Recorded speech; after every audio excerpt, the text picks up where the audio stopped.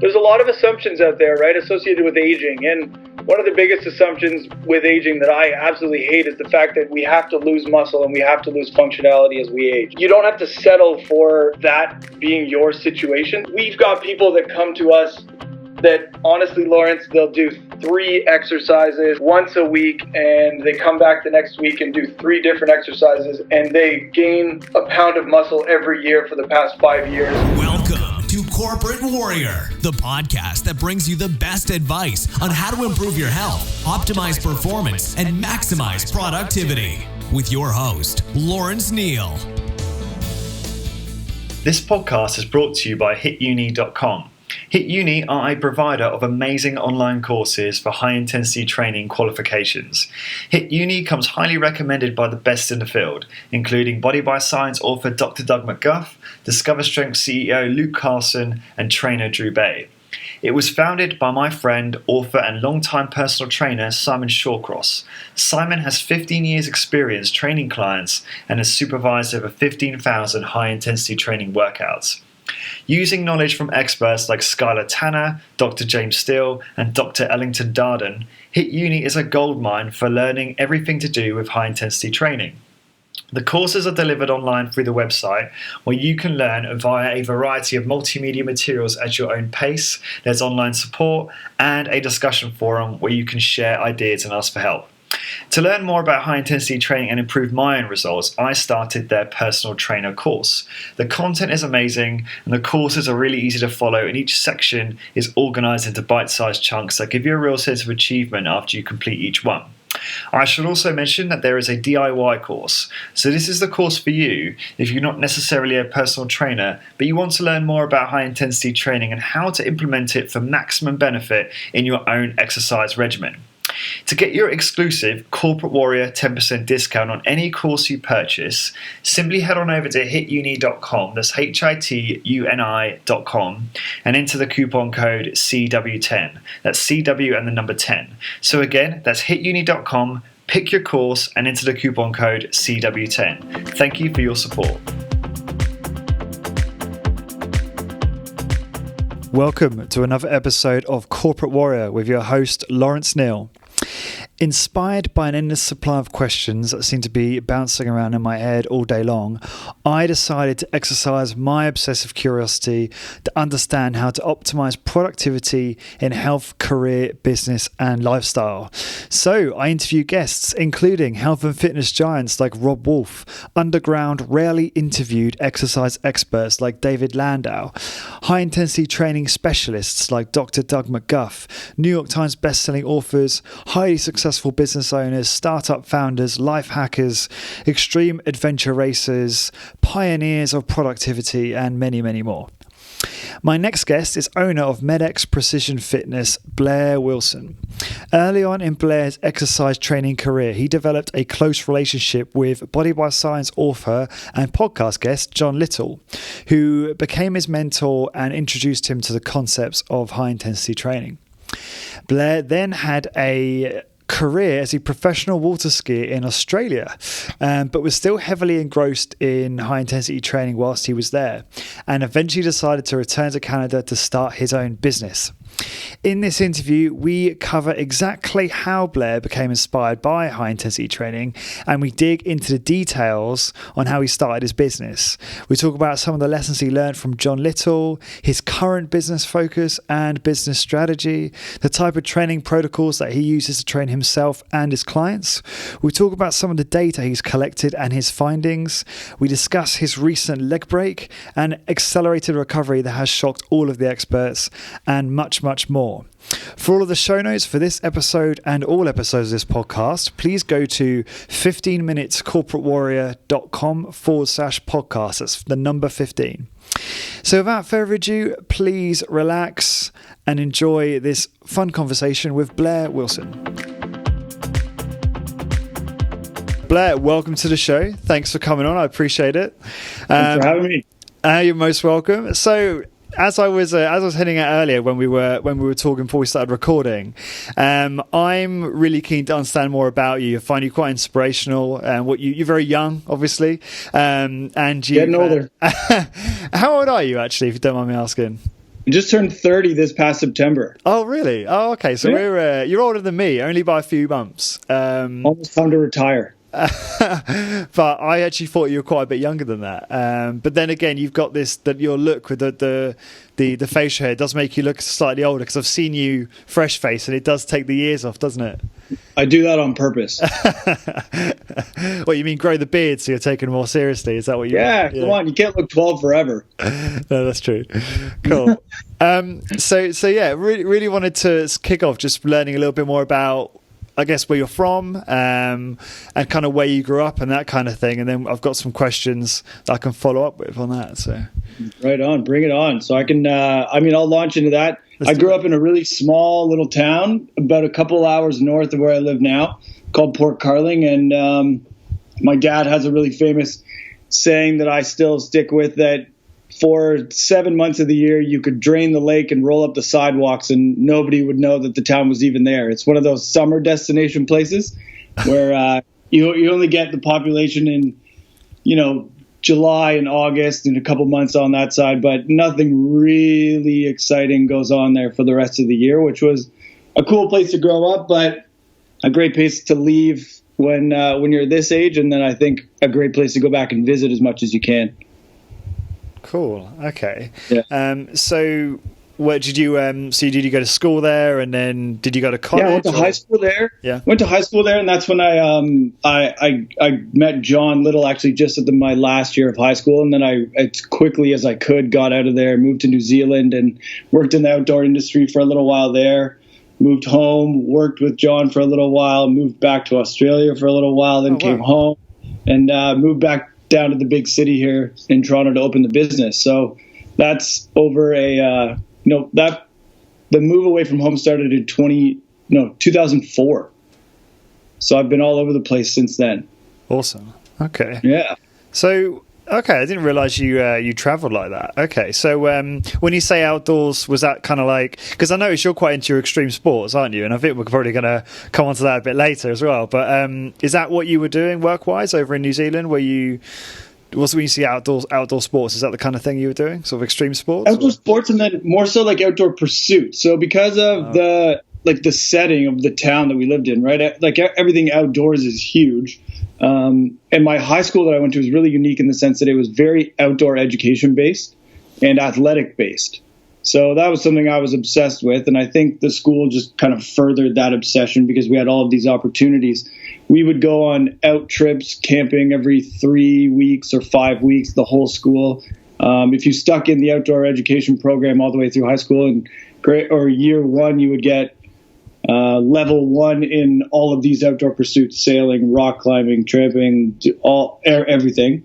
And then grade 10 would be level 2, then level 3, grade 12. If you stuck through, you'd get all of your instructor certificates, which was super cool. And I left high school in June of grade 12, knowing that in August I was moving to New Zealand to work for an outdoor center. So I was leading rock climbing expeditions and overnight camping trips for these big groups. And it was actually a YMCA facility called Wainui Park, which is just stunningly beautiful. Kind of hard to describe, actually. It's a little bit Jurassic Park-esque, if you can picture that. But I was young. I was 17. I was one of the youngest people they've ever hired. And I definitely had a very steep learning curve when I got there, thinking I knew all the things that I thought I should know, and then realizing I didn't really know as much as I should know. But luckily I was surrounded by a whole bunch of really cool people that just kept teaching, and that was cool. That was a very, very, very cool experience. It was just amazing. Awesome. Did you go to college after that, or did you just not do college? Have I missed something there? I don't know. I can't remember if you started. No. So I came back from the New Zealand expedition, traveling, working thing, and enrolled in school here in Canada, but out on the East Coast in Halifax. So, if you were to drive, it would be 18 hours away. And I was enrolled in just a general arts kind of thing. Didn't really know what I wanted to do, which is why I didn't go to university right out of high school. I wasn't quite sure. And you hear all these stories about school debt and all of that kind of stuff. And while money wasn't really the motivation behind not going, I just couldn't really wrap my head around diving into something if I didn't really know what I wanted to do yet. And I would love to say that I went to university and figured all that out right away, but I did not. I went to university and I did a semester, and I was in a general degree. So there was the science was there and the arts were there and the languages were there and all that kind of stuff. And I wasn't mentally into it. And when you're not mentally into something, even if you try as hard as you're mentally into it, you're not going to get a lot out of it. And again, to circle back a little bit, I had already met John. I had been working with John for a little bit, and I left school, came home, and started working for him. And that's when I feel like my education really started to take off. He was one hell of a mentor, one hell of a teacher, but I just kind of dove into this whole exercise thing. And, luckily I had a snorkel on, so I didn't have to come up for air for too long, and just kept going from there. I'm very jealous because John is, I would say, probably one of the smartest men I've ever spoken to. Almost intimidatingly so. Yes, very much so. Oh. It's something he said which always has stuck with me, and I think he said this on the podcast or something he wrote, and it was it's along the lines of don't go through your life parroting what other people are saying. Take a moment to actually question and learn for yourself and come up with your own beliefs, because I've been so guilty of it, and I'm sure many people have, of reading something from Tim Ferriss or even people like Doug McGuff or any of these brilliant guys, and then kind of just parroting what they're saying and then sort of missing the opportunity to learn something. Awesome interviewing John. He's actually coming on again for round 2.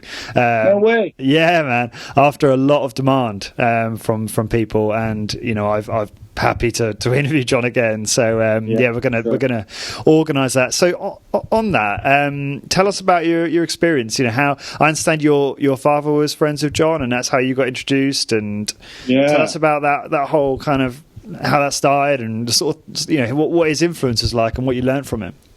Yeah, it was cool. My dad went to high school with him, and I feel like I feel like I cheated a little bit and fell into that spoiled brat situation. I was water skiing competitively when I was 16, and I had a pretty bad shoulder injury that needed surgery.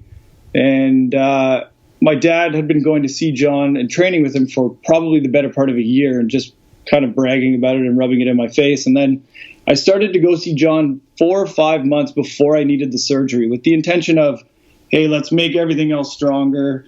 I'll say the word prehab. I don't know if that's a real term, but to get as strong as I could before I went into the surgery, to make sure that I bounced back as quick as I could.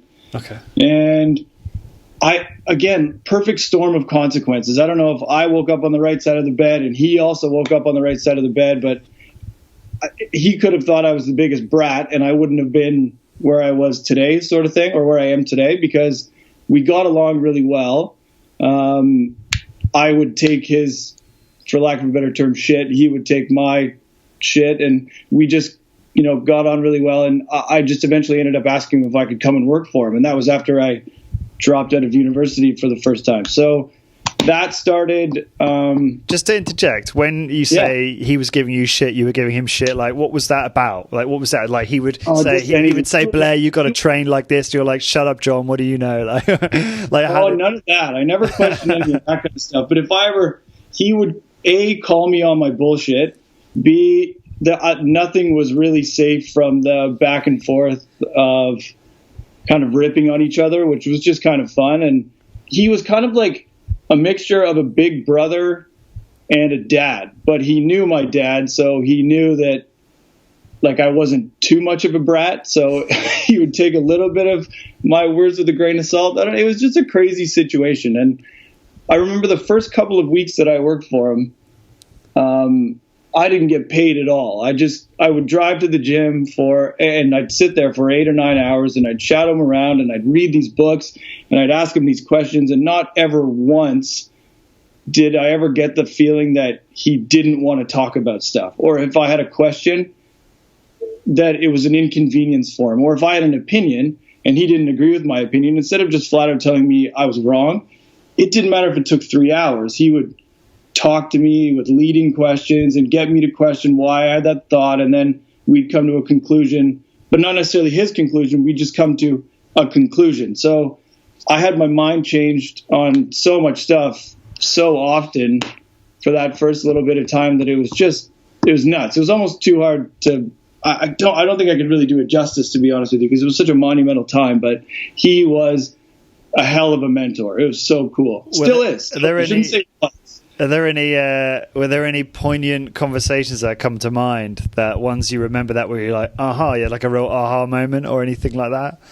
Oh my, so too many. So John's like, he is, in terms of things he can talk about with conviction, I don't think you could write a list long enough. So exercise, obviously there was a whole bunch of stuff there that changed my mind, and that kind of goes without saying, but to touch back on what you said about what John said earlier in conversations and having your own knowledge and stuff like that. I remember he's really big on Bruce Lee, as I'm sure you know. Yeah. And we would be sitting in his office and watching some Bruce Lee tapes and all that.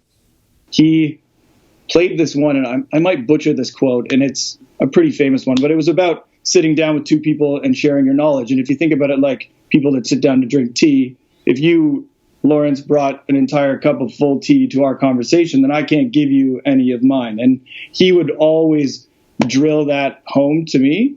So it doesn't matter what you think you know, you got to leave a little bit more room to toss some stuff out or absorb everybody else's conversation and absorb their facts and do all that kind of stuff. But you got to filter out the noise, keep your own stuff that you think is valuable, take snippets from other people's stuff, and then just constantly reconfirm what you believe to be true. Not necessarily reconfirm, but shape what you believe to be true by always taking in new information. So that was pretty huge. That's a good reminder. I've heard that before, and I think that's a famous Bruce Lee kind of quote, if you will. And I think it's been rehashed by other people since. And it's something I constantly forget, because I become, I think, I know it all in this particular area, and I become arrogant, and then I meet someone and it makes the conversation less fruitful for both of us, because I'm being too, I think I know it all. And you're right, you should always leave some because factors I don't. And you should always leave some room. It's tough, right? It's tough if you're not conscious of it. And I think it's important to be conscious of stuff like that, because you can, if somebody starts a conversation with you and they lead with something you disagree with, we have a tendency to not really listen to whatever the hell they say after that initial point. So I don't know. I think everybody, including myself, we get into these situations where we bring points to the conversation that we want to say, they bring points to the conversation, and then we end up missing 75% of the conversation, which it's tough to put numbers out there like that, but all too often that happens. And I think you just have to keep listening is what it really is. It's almost like, summarize what you're saying, it's like people are bringing their egos to the conversation, and they're not getting anything out of it. They're not getting any truth or learning from the other person. It's just, I need to assert my ego. Totally. Yeah, completely. Totally. So you're still in contact with John now. So do you still call him up for advice and hang out with him on occasion? Yeah, as much as I can. So he's still up in Muskoka, and my parents still live up there. So as often as I can, I'll pop up, and sometimes most of the time it's on weekends, so he's not at the gym, and his kids are active in hockey and all that kind of stuff. And he's, just like my dad, he's number one dad, so he's not going to miss any of those things. But we keep in touch, and when we do see each other, it's just like it was yesterday, even if it was 6 months. So that's super cool. So did you, when you first worked for him, were you a trainer straight away? Is that so? But not definitely not straight away. No, I couldn't even. I wish I could remember, but he probably wouldn't have let me train anybody on my own for at least 3-4 months. But that's 3-4 months of me being there 4 or 5 days a week for at least 6 hours a day kind of thing. Right. Okay. So what were you doing then in terms of your initial work? Charting, reading, conversing, cleaning, like absolutely everything you could think of. Keeping in mind too, I was only, how old was I then? 17. And you were doing it. You were doing it for free to start with. Oh yeah, so give me a job, but I'm of no value. What am I going to? He doesn't need somebody to. I know, but what motivated you to do it for free? Like, what was it? I wanted to learn. Yeah, I was kind of obsessed with it by that point. I had had that surgery. The prehab for that surgery was pretty crazy. I'd been working out my whole adolescent life, which was not that long, right? Playing hockey, quite competitively, water skiing competitively, all that kind of stuff. Fitness and recreation were huge interests to me. But John was such a radical shift in all of that stuff. And I had I was 17 with maybe a genetic predisposition towards being capable from an exercise standpoint. But I had a very bad shoulder that needed surgery.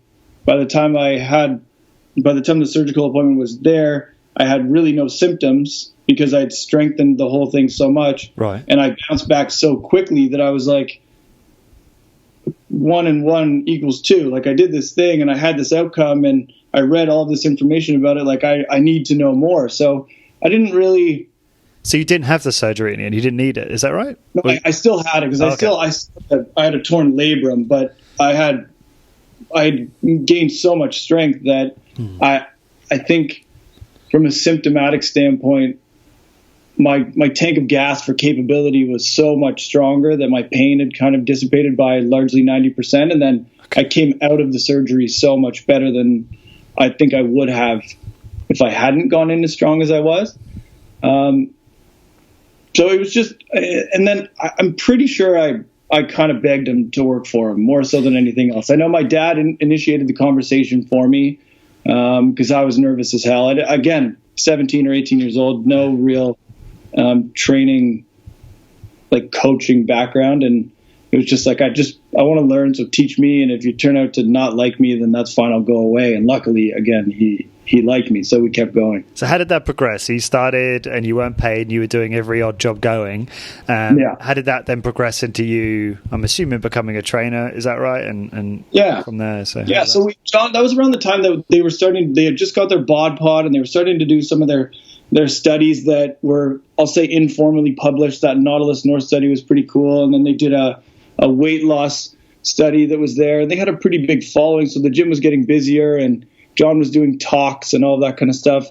So it just led into me, train a couple of people this week, a couple of people that week. And then he started doing the research side of things. And this is where the mentorship and actually we'll call it a career, because I guess at this point I should admit to myself that it is, really started taking off because we started getting into the nitty gritty side of things. And when he started to let me kind of champion, okay, you take group A for this thing that we're going to compare, and I'll take group B, and his wife would take group C, or their brother-in-law who was working for them at the time would take D. It was like, okay, I'm actually training people now. Now what do I do? And then we started chasing certifications and all that kind of stuff. But more so for me, he wasn't big on that whole side of things because there wasn't a lot of high-intensity training certifications back then. That's what Simon was born from. That's what his whole amazing passion project has come from. There wasn't a lot of like viable options then. Now there's tons, but yeah, I was a lot really not trial by fire because I was very well supervised, but I didn't really let him not let me do it. I just stuck around. Cool. So how did that then progress from you establishing yourself in his business and then moving to doing your own thing? Like that's a huge step. So what happened in between those two events? So there's a whole bunch of stuff. I'll skip through as quick but as detailed as I can. High level. Yeah, high level. So I was playing pretty competitive hockey at the same time, and I got pretty interested in compositional changes and training in the off season, training in the season, all that kind of stuff. So I started running some studies on my hockey team, which just furthered the need for education, which led to, just more time spent with my mentor doing things. I was also competitively water skiing at the time and actively thinking about going back to school. So you got this hands-on education that is constantly being pushed to be increased through John. And then a love of being athletic and all things associated with betterment, because I'm a bit of a misfit. I'm not a genetic freak. I'm not going to look like Arnold Schwarzenegger. So I want to understand why and how to make it more efficient and all that kind of stuff. But then I've got this, we'll call it a thirst for knowledge. And a couple of years after that, I got into university and went to Australia, and I lived there for a little while. while I was there, they were writing Body by Science. That was that time period. So John and I kept in touch. I trained people there. I was water skiing professionally while going to university. This is in Australia, right? In Australia. Sorry to keep jumping all over. No, it's okay. Yeah, go on.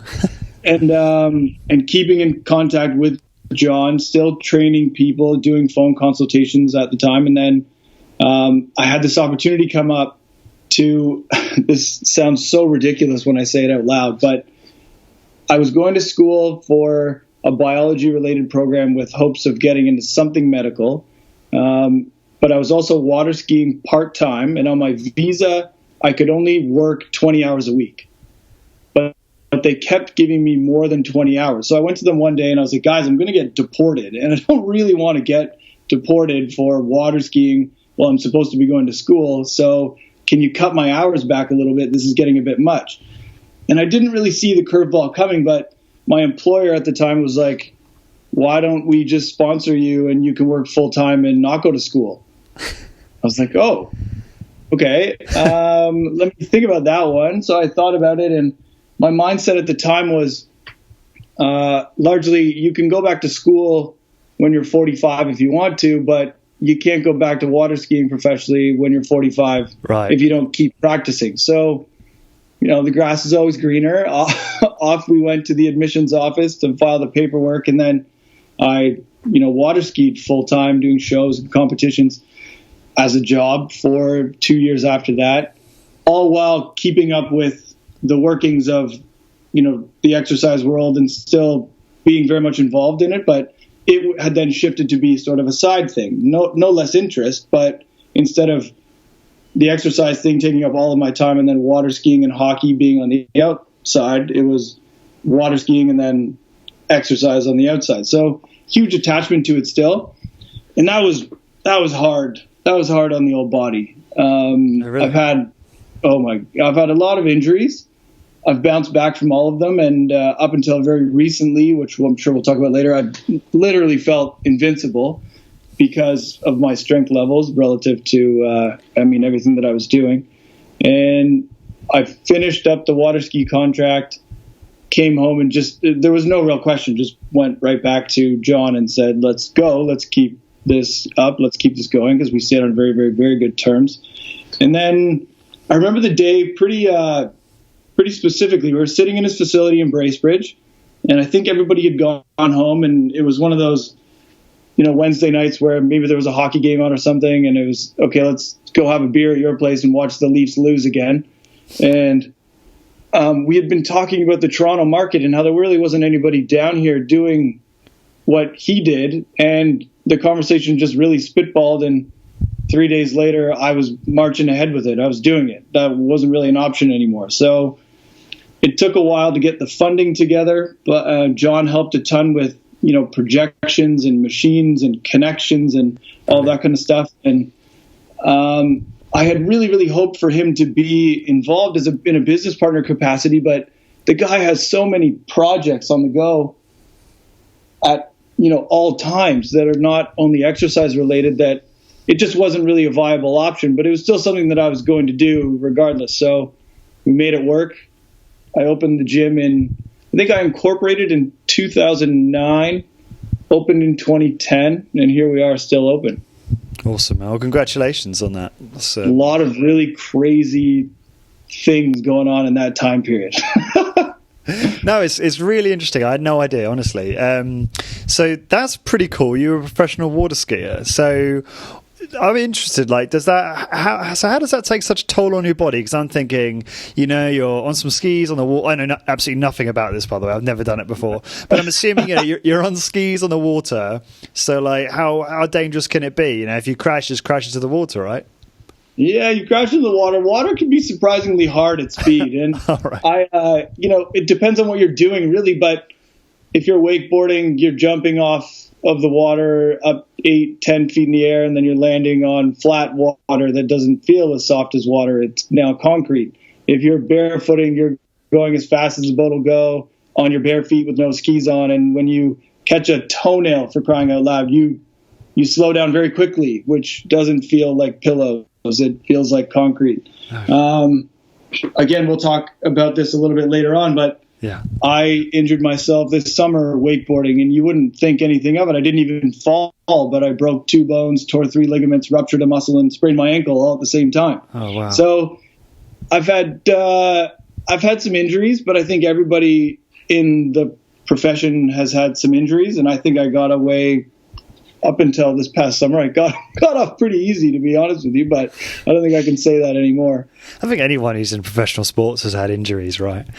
Yeah, I think that any sport, like, doesn't matter what it is. You have you've got constant output, and it's not matched with, constant or enough downtime, and you don't really need to be doing something intense to get hurt, but when you up the intensity, you up the risk, and it's just something that you assume every morning, and you deal with it.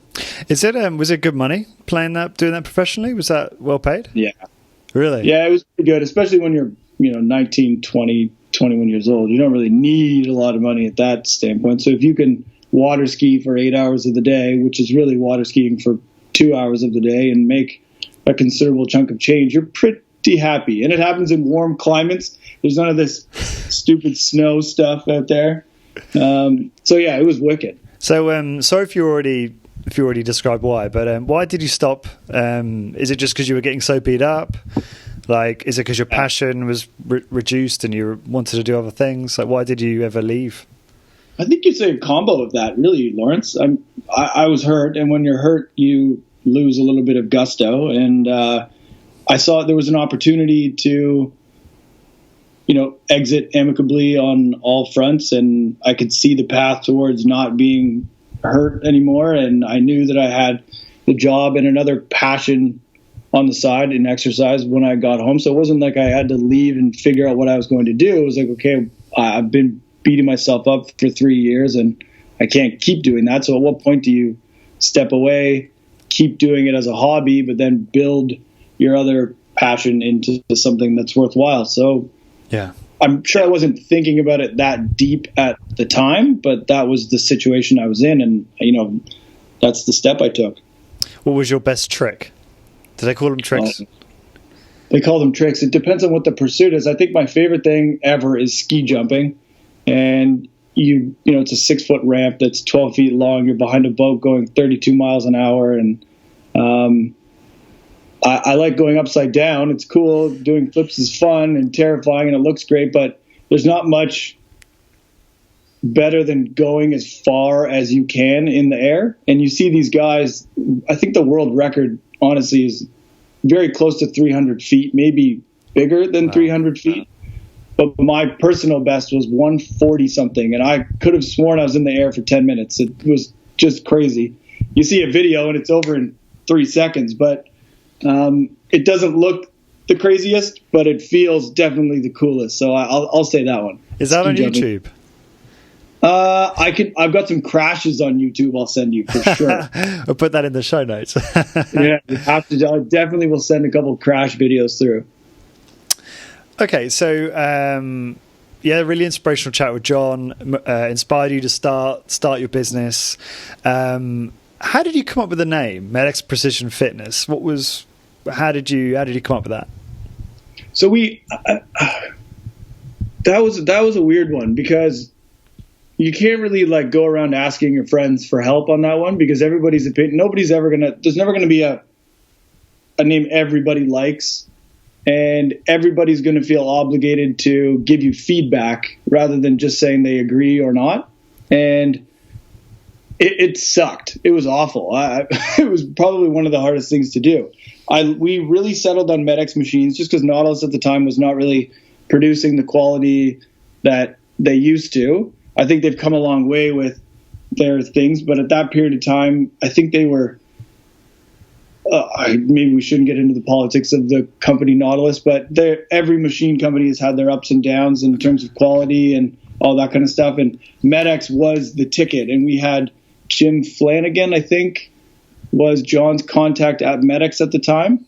And Precision Fitness was something that we felt told the story of what we were trying to do. and we were using MedX machines, and we wanted to use the name MedX to kind of add a little bit of validity to the thing that was just going to be growing out of the middle of the city from nothing. So I realized there's a Precision Fitness somewhere in the States, and I think he does the exact same thing. I didn't know it at the time, but I called Jim, spoke to him on the phone, which was terrifying because I know who Jim Flanagan is, and that's very intimidating.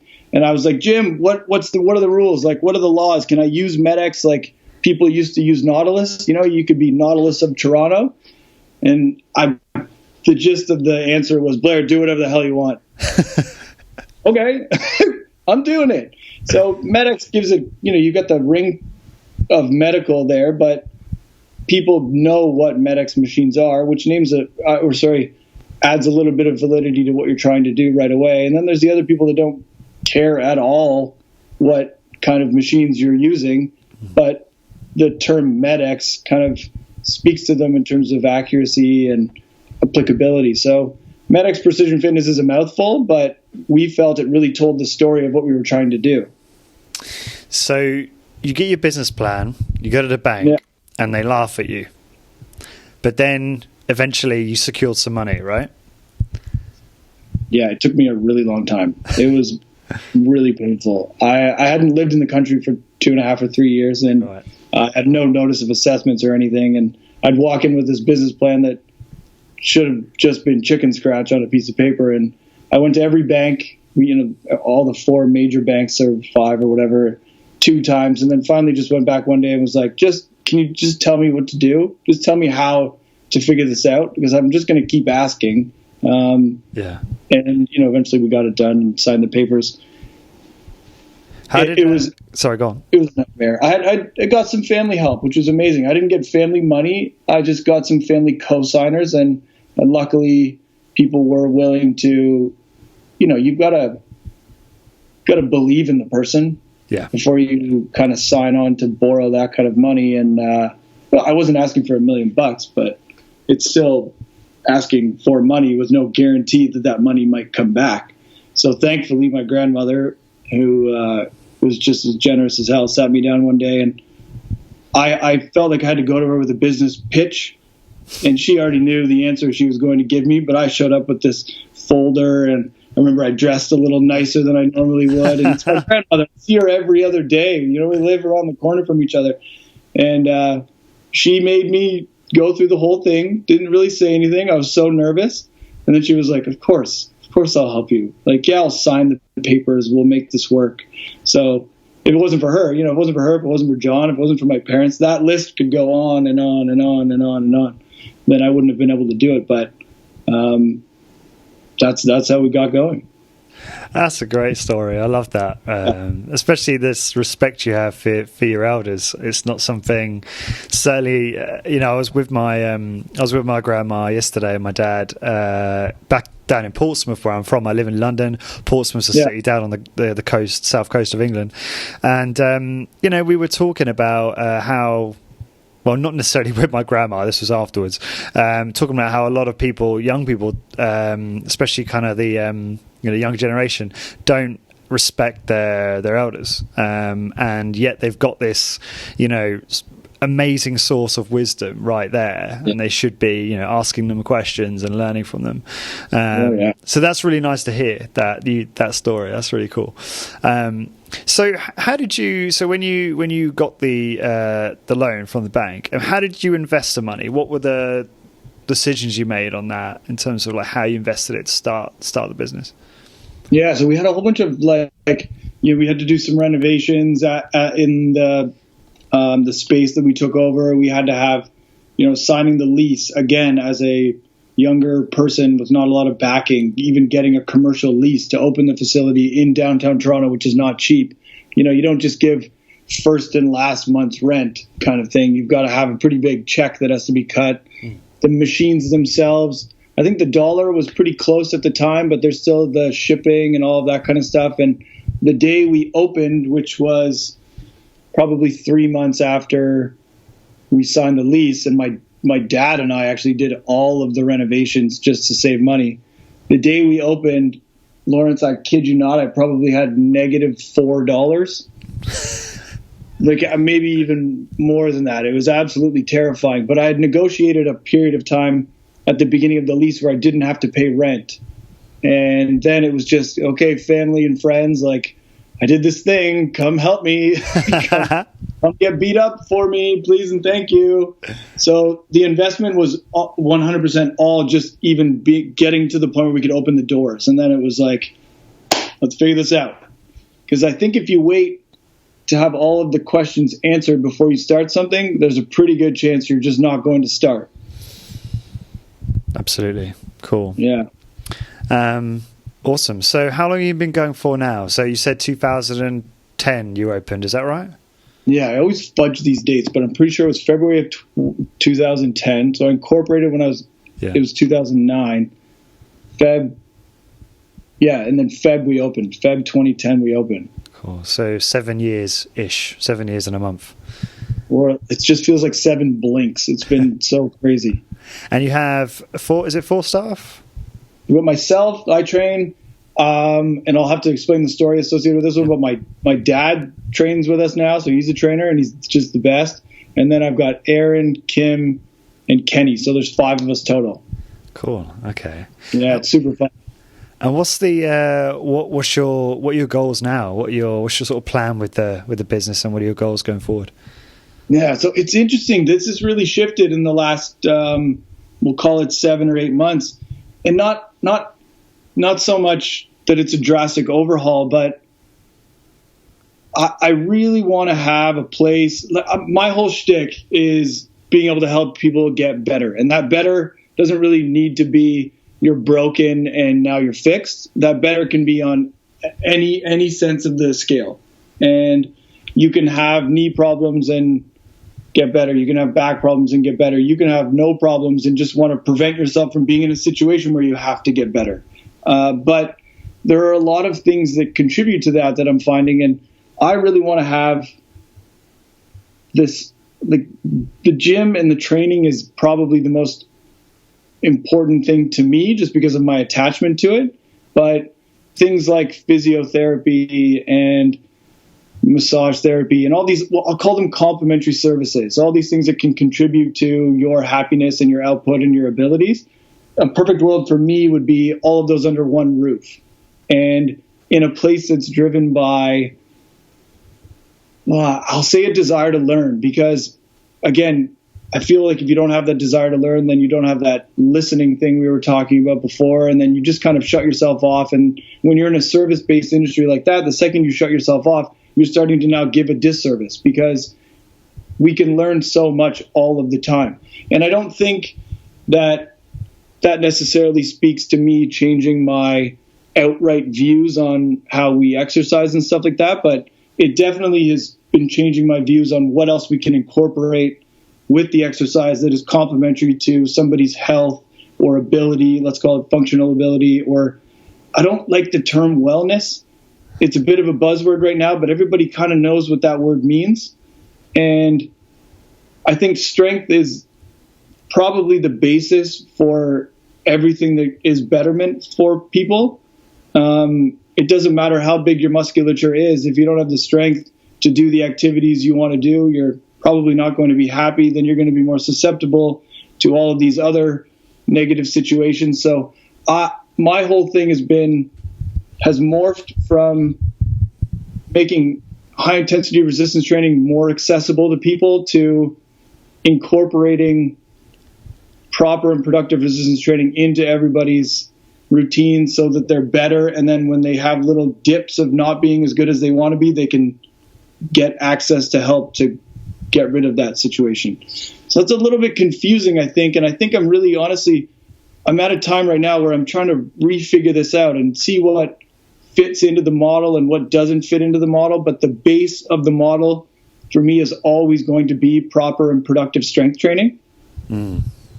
But because I've gone through this injury, or I'm still going through this injury, I mean, I've got this thing off now, but Lawrence, oh wow, this brace has been glued to my body 24/7 pretty much for the last several months. And it's really made me think about things a lot, because it's not I don't know. I could march out there and say that I want to change the exercise world, and I think you've got a really big battle with that. But at the same time, I want to march out there and just say that I want to be able to help as many people as I can. And it's tough. It's tough because there's so many options out there. So I don't think I have a really good answer for that question. And I think I would have had a pretty succinct one last year if you had asked me. But I think because of this injury, I've had to focus my efforts on some different stuff, and I'm kind of seeing what else actually helps people. And I want to be able to incorporate as many things as I can under one roof for the sake of convenience. And it's crazy. There's just so much stuff out there. This is interesting too, because I'm thinking about it more as we speak here. So it's cool. It's cool. So that's no, I hear what you're saying. You're trying to hone your messaging and improve everything you offer. Constantly. Do you and actually I like the fact that you started there and didn't just go, our goal is to take this much revenue or make this much profit or whatever. But do you have goals like that as well, like business goals that you're working towards? Or well, I definitely do. But one of the things I try to drive home to people too, and especially in the fitness industry, right? The fitness industry is just, there's so much money in it, and use the fitness industry as the term for the umbrella of the whole thing. And if I was really, really, really driven and motivated by my bottom line, I mean, all I have to do is tell all of the people that come into my gym to come in 2 times a week rather than once a week. And I, double my revenue kind of thing and increase my profitability. So I definitely have those goals. Absolutely. Some days I wake up and they're the first goal on the list, the monetary thing. And sometimes I wake up and they're the third goal on the list. I think it fluctuates a little bit, but I definitely have dreams of having more than one facility, and that, happens when you're becoming more profitable and all that kind of stuff. But I've not tried. I don't have numbers that I want to hit. I have people I have numbers associated with people that I want to affect, I think, more so than anything else. Okay. Which kind of sounds weird, and I outwardly say it. Of course, you own a business, you're driven by money, you want to make money, you want to build a business that's profitable, maybe even a business that is purchasable. But that's never been my number one goal, but it's definitely my top 5, obviously. Yeah, but I imagine that's probably one of the reasons why you've been quite successful in getting to where you have, because you're not just solely focused on the money, you're focused on adding value and actually helping people. So. You know what I mean? And I think that's kind of your success has been a byproduct of that focus. Well, for anyone, so I've thought about I started doing one of Simon's courses, one of his HIT Uni courses, and I got quite far the way through it, and then I got distracted by other things, and obviously I have a full-time job in technology, business development, so I kind of parked it. But I do have the fantasy and potentially the long-term plan of one day starting some kind of high-intensity training business, perhaps. I mean, I don't know whether the podcasting thing is more my thing. Maybe I just stick with that. But I do. So that's the reason. That's kind of the preface of this question. Obviously, a lot of the listeners have their own businesses. So, what advice do you have for someone who is thinking about starting a business in your particular field, in perhaps a different, not in Toronto? Obviously, that would compete with you, but in another city. What would be your best advice for that person who's starting an organization? I have two pieces that just immediately come to mind. I think we could probably have an entire podcast of this conversation, and not necessarily me giving advice, but just that conversation is a deep one. And touching back on the whole waterfall style of management, one day when I was back in the early days, I was running numbers as best I thought I could, and somebody who is quite successful in the business world looked at me one day and said, "You can do all the calculations you want, but just start, because they're going to be wrong, and figure it out. Just start." So you've got to have something to start with, right? If you do your things on paper and it makes sense, and you look at your best case scenario and you look at your potential worst case scenario and you look at somewhere in the middle, and if your risk tolerance is high enough, then you start. And obviously that it goes without saying that you've got to be prepared, right? But if you wait, you might not start. And I think you need to start. And then the second piece of advice is, again, it just sounds corny and maybe it's a soundbite, but just keep learning. Just keep learning. Just keep reading about things and looking for inspirations, and you just have to do stuff. You don't be busy for the sake of being busy, but do stuff that helps and try stuff. And if it doesn't work, then try something else. Don't just stop trying altogether. Start and keep trying. Are you selling your t-shirts? You want one of these guys? I do want one of those t-shirts. Oh, I'll flip you one. No, I wouldn't want you to send it to me for free if that's what you mean. I would definitely want to invest. We'll do a swap. We'll do some. None of this something for nothing stuff. You send me something, I'll send you something. Okay, sounds good. Are you selling them on the website? You should. We have some at the gym that we use for giveaways. People eat them up, and we've got our little slogan on the back. Not on this one. These are our staff shirts of "Live Better Longer," but we use them for giveaways. We just like having it out there. Yeah, I just think water bottles. So we can send you a water bottle too. Oh wow, yeah, that looks cool. Yeah. And no, it's because I saw someone walking around London the other day with a Kino Body T-shirt on, and nothing against the Kino Body brand, and I think the guy's name's Gregory, I want to say. But I feel like there needs to be more brand reputation in the high intensity training space around this. For sure, around the cities. Good stuff. Okay, so I wanted to ask you obviously some questions about high intensity training more specifically.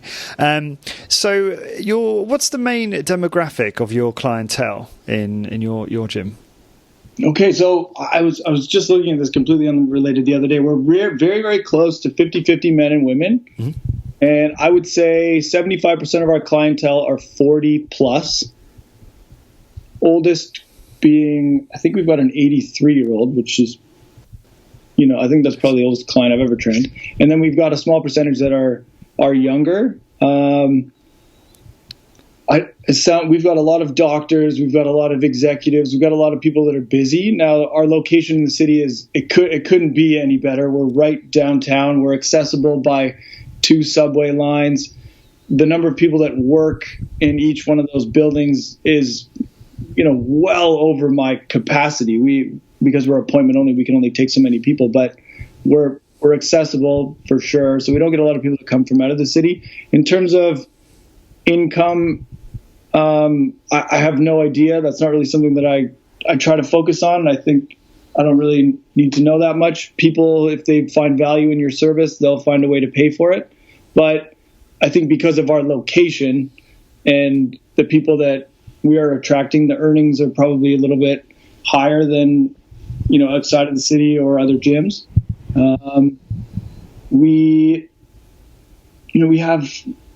We've got a pretty interesting client mix. We've got a lot of people that we're the only exercise that they do in a week. And then we've got quite a number of people that are active as hell. And they come in with this hurts this week and this hurts this week and this hurts this week. But they know that being stronger and all that kind of stuff helps them maintain that. So we have a really big mix of people. And we have been trying lately to kind of more so get more focused on that in terms of a marketing perspective. But you almost feel like you're excluding people too much when you do that. If I hone in on this too much, then I miss out on this, or I don't want this person who doesn't fit into this category to think that this won't work for them. So we've got a very broad marketing range too, which is pretty cool. But because we do so much marketing via referrals, I think our demographic stays really quite wide, which is really cool. Okay. And do all of your clients train once a week? Did you get anyone who trains more frequently than that? We don't actually get anybody that trains more frequently than that, but I want to put a bit of a caveat associated with that, because I've started to really drive home more of you can only come once a calendar week. Okay. And the reason I do that is because I don't think it's as binary as we think. It's not, zeros and ones. But I also don't want our rigidity and restrictions to negatively affect somebody else's like scheduling and workout system. So if you come to us every Thursday, but you have to be out of town on Friday, I don't want you thinking it's negative to come to us a day early the next week. Got it. Okay. So we drive home once a week, and we drive home results-driven progress. We track everything. We've got our bod pods. Our workout charts are really in depth. But I spent a lot of time early days fighting that whole thing, like once a week, you can't do it, until I realized that it was probably more of a detraction than anything else. And I think a better way to put it is, and we have these statistics, we advocate once a week, and I practice once a week wholeheartedly. I definitely practice what I preach, but the average person that's been coming to our facility for, let's say, more than a year, in a 52-week year will make it 44 times. Yeah. Which is kind of cool when you think about it like that. And now some of those might have been at an interval of 6 days, and some of them might have been at an interval of 7 days, and then you get the other side of the equation where it might have been 10 days and they were on vacation and all that kind of stuff. So that the compliancy is really high. Is that what you're saying? Like, because you know, the general trend with gyms is people sign up for like a month, you know, or they sign up for a year, but then they go for a month or two, and then they can't. Then on the other side of the equation there, and I totally agree with you, is the people that are really, really interested in it, you'll see that they go hard for 6 weeks, and then they take 3 or 4 weeks off, and then they get back in for 6 weeks, and then they take 2 weeks off, or they might get hurt, or they might go away. And I think when you've got an unsustainable or a more difficult regime to sustain, you find that you have bigger lag time off of the wagon. And when you advocate for consistency like that in terms of once a week and what we push for, that's a very sustainable model, and it's something that you can kind of stick with. Not kind of, everybody can find 20 or 30 minutes once a week to go and beat themselves up, but I think if you don't see yourself doing it in a couple of years' time, it's very hard to even get started on something, right? Yeah. So it's been really cool. The observations you draw from this stuff, even from a psychological perspective, are just wild. Can you elaborate on that? Well, I think, people can get bored of anything. TV shows, exercises, nothing's safe from, the potential of boredom. And I think when put it this way, we'll have people come to us and they'll say that they want to try something different, or they're going away for a vacation and all that kind of stuff. And I'm all for it, but we always try to make them to schedule in with us at a later date. So you're going to go and try this exercise regime for 3 months. Cool. But just book in with us. You can cancel whenever you want, but just book in with us. That's fine. You've still got sessions to use, or you've got whatever. You want to take some time off and try this skill, schedule with us. And oftentimes they'll come back way before because they don't find the other things sustainable or measurable or anything like that. So we try to drive home those characteristics. And I think I got away from the answer a little bit there, but we advocate once a week, but we measure it not on a week-to-week basis. I'll look back and measure it. I don't want to see somebody 62 times over a 52-week year, but I also don't want to see them 32 times over a 52-week year. And I think even for the best of people, 52 times is asking a little bit too much. So we focus more on sustainability than anything else. And if that means you're here on a Thursday, then you're here on a Tuesday, but then you're not here until Friday the next week, we build in that flexibility, and it's been working pretty well. It's ironic, isn't it? Because I imagine that those people that average of, 44 times in a 52-week period, they probably get better results than if they were going to a traditional gym, working out 2-3 times a week for the same number of weeks. Yeah. Well, here's the cool thing. I love the statistics on this, and I actually kind of fudged this a little bit because I wanted to confirm some numbers. I flipped Stu Phillips an email this morning to get him to confirm these numbers, but I'll say these statistics with the caveat that they might be off by a percentage point or something like that, right? If you've got 10% of our population that actually participates in resistance training. That means you've got a gigantic, that's 90% of our population that doesn't lift weights, right? And that's all we do. We don't have classes, we don't have yoga, we don't have any of those other interest-based pursuits.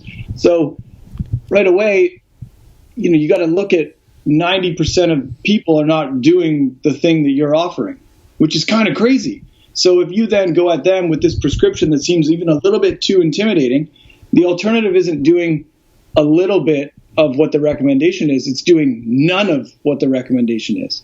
So I think you've got to really also, when you're talking about exercise prescriptions, think about sustainability and not just results. Like, everybody wants results, that's cool. But if they don't stick with it, you've got a range of people that respond to exercise. I think there are no non-responders, but you've got your hyper responders and then your slight responders. But if you're only prescribing to one group, you're eliminating people from your messaging, and you're eliminating people that you can help because you're not showing them how they can keep doing it while getting their gains from it. So, you can sell results. I think that's cool, but it's the paradigm in terms of interest has got to shift to something that is a little bit more approachable. And that's a very cool conversation. And I think it's a conversation that everybody can participate in at a very humble and productive manner, right? Instead of fighting about results and arguing how the water falls out of the thing onto the, I think we should more so be thinking about how we can get more people to keep doing this thing that has such insane benefits. Absolutely. No, I agree. So you've got people who've been training with you for years or for a long period of time.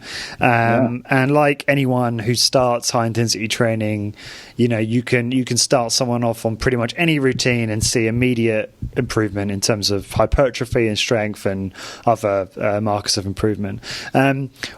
What kind of approach do you take with your... Actually, first, it'd be interesting to hear, when someone first walks into your gym, what is the initial workout you provide them with, like all-round workout, I assume? And then how do you progress that, and how do you progress with really advanced trainees? Yeah.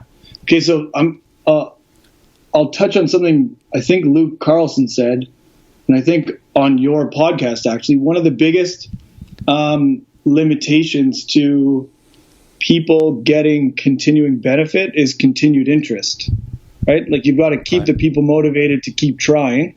And one way to do that, really good coaching. Another way to do that is changing up your protocols and all that kind of stuff. Progress is actually, it's a thing people measure, but it is not that great for keeping people interested because it's such a finitely measured thing. So we only have, and when we opened it, we was kind of the height of Body by Science, not the height, but definitely still Body by Science was very high up there in the interest column. So we have 2 gyms or 2 rooms in the gym itself. So it's all one-on-one training. So we have 2 little gyms, each with 6 machines in them, the big 5 plus a lower back, and then a big 5 plus an old, ugly Nautilus Multi-X that I absolutely adore. And I used to try to be really technical with people's initial sessions and getting them to do, figure out what their 1 rep max was, and then immediately starting them at 75% of that. And I found that it was a little bit too intimidating for a lot of people. So you would scare more people away than you would get people in the door. So these days, an initial first session is all about them. We talk about what we do and how we strive to eliminate the inefficiencies from working out. And we acknowledge that, yeah, sure, people can get benefits doing other things. This is what we do, and this is why it's efficient, and this is why it's safe, and all that kind of stuff. And we start people with a really slow cadence. And I'll use the term super slow because we really drive home, 10 or 11 second lifts and 10 or 11 second negatives. But we do that more so people will pay attention to the feedback that their bodies are giving them. Mm-hmm. I want you to understand what it feels like to flex and work hard and see that it's not scary and understand the difference between lifting it really quickly and lifting it really slowly, and why it might be beneficial to do it this way and that way. And I would say, without any real calculated intent, we tend to keep people in that zone, working hard, going to failure, doing their thing, hitting 80% of your 1 rep max, maybe 65% of your 1 rep max, but 10 seconds up, 10 seconds down to failure for 6 or 7 months. And we don't really change anything up for that, because you're going to have your skill adaptations and you're going to get better at the movements and all that kind of stuff. But so much is going to change in your ability over those 6 months or 7 months that you kind of have to relearn some stuff along the way. So if you're throwing curveballs all over the place and you're doing different exercises or you're doing different protocols, let's say, you might have to keep learning different skills, and then you're not really taking away what the base of exertion is and what it feels like for your context. So we keep it pretty simple, I'll say.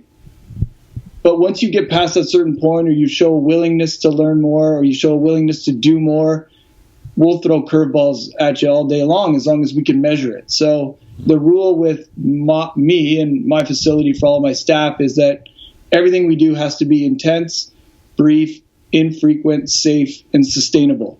And if everything falls in line with that, absolutely go for it. And that is in terms of protocols and all that kind of stuff. So we do the once a week. We do 10 seconds up, 10 seconds down, but we also do 4 seconds up, 8 seconds down. I don't care. I'm just looking at effort. I'm looking at time under load. I'm making sure you go to failure. I'm making sure it's safe. I'm making sure it's better than the last time. Every time you come to see us, you want to do better than the time you did before. Or to me, that's a waste of time.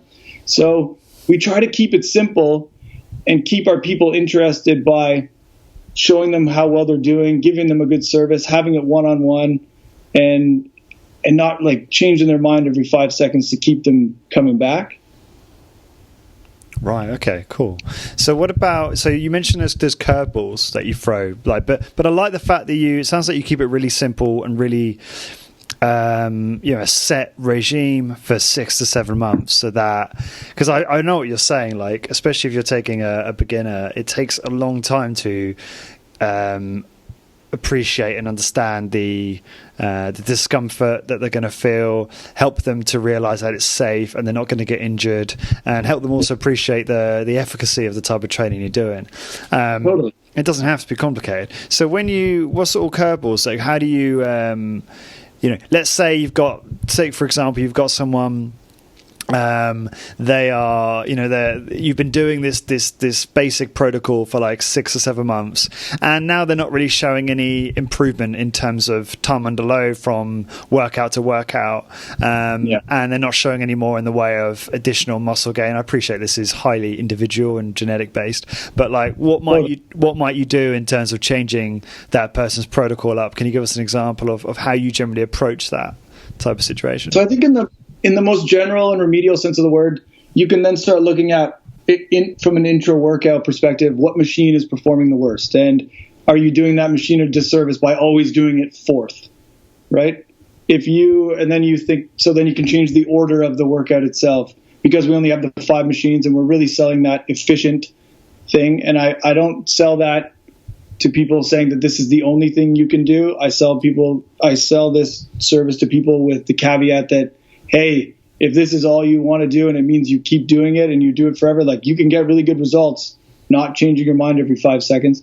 It can be something as simple as changing the order of the exercise. It can be something as simple as sitting you down after 6 months and you're getting to failure and saying, what do you want to work on the most? And it could be your butt. It doesn't matter. If your only focus is making your glutes stronger and bigger, I'd be kind of screwing you over if I didn't do that machine first, let's say, right? If you always did legs at the end, or that could be said for biceps. But then you get into different protocols and thinking about rest pauses and negatives and all of these other things that people can do on a set that still achieve the same result. And the end result being hitting momentary muscular failure. There's not one road to that result. There are infinite numbers of roads to that result. Some of them are safer than others. Some of them feel better. Some of them just feel absolutely atrocious. But the end goal is always safely getting to momentary muscular failure. So when you think about it like that, and you have the caveat of keeping people interested in the training, you don't have to have a lot of machines to do that. You don't have to have a lot of variability, but there's a lot you can do to keep the client or the trainee, let's say trainee, that sounds way better, interested in the training, as long as you can measure the progress of it. So I just want to talk about a little bit more about, I guess, high intensity training protocols specifically, and I guess the findings you've had from your facility. You mentioned sort of in email that you collected a fair amount of data, and I'd be really interested to know what are the most interesting findings that may confirm or deny, I guess, any claims that people make in high-intensity training from your point of view. Just some of those findings, what the most interesting ones, is that something that you can recall off the top of your head there and talk about? Yeah, for sure I can. Sweet. This one's really cool because you think about once a week, and that's the service that we sell. And I just always want to drive home that that's what we do. And if you do something else, that's totally cool. And I have my beliefs and you have yours, and we can still high five. It's all fine. Before you go on, let's go audio only because the video is starting to have issues. No problem. So just because it's better performance, yeah. Click. Oh, how do I do that? I need to do that too. We'll edit this, by the way, so don't worry about this. But there we go. No worries. It's a shame because I can't see your awesome haircut that I'm jealous of. But you're going to be able to wear soon. But sorry, I interrupted you. Please go on. No, that's fine. So, yeah, go on. Yeah, we're talking about long-term progress, right? Yeah, we're talking about sort of the findings you've had from the data you've collected and what you've confirmed or denied about the common claims you get in high intensity training, and just what you've discovered that's been really interesting to you. Cool. So this is interesting because there's a lot of assumptions out there, right, associated with aging. And one of the biggest assumptions with aging that I absolutely hate is the fact that we have to lose muscle and we have to lose functionality as we age. And I have continually, to myself, proven that doesn't have to be the case. And you don't have to settle for that being your situation. So we've got people that come to us that, honestly, Lawrence, they'll do 3 exercises once a week. And when they're outside of the gym, they might golf a little bit. They might go to yoga because they love doing it. And they come back the next week and do 3 different exercises, and they gain a pound of muscle every year for the past 5 years. The person I'm thinking about specifically is a 62-year-old woman. Wow. And wow. I mean, that's a time investment of 6 minutes a week. That's crazy. That's awesome. And, she's been training with us for 4 or 5 years, and I don't think you can say that when you put a pound of muscle on after 4 years of training, again, for the 4th or 5th time, that's attributed to the inherent newness of the activity. I think that is attributed to hard work and proper productive outlook. So I think that's probably the biggest thing. I don't think we have to settle for that age-related decline in muscle mass and functionality. The other thing I've realized is, from a nutritional standpoint, exercise alone won't really have that much of an effect on your body composition. Nutritional changes alone won't have that much of an effect on your body composition, but the two of them together can have an effect that is much greater than the sum of their parts. And that's largely the data we've been collecting for the past year and a half, is related to the body compositional changes stuff, which has been super, super cool. So I got certified a couple of years ago under Precision Nutrition. Are you familiar with it? I'm not. No, I'm not. But it sounds very very official.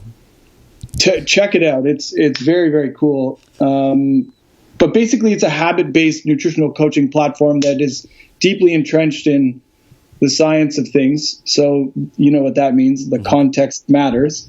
But we started tracking people in that regard. And what I noticed was we'd have people like that 62-year-old woman I was just referencing, who's been coming to MedX for 5 years and feels better, performs better, does all those kinds of things.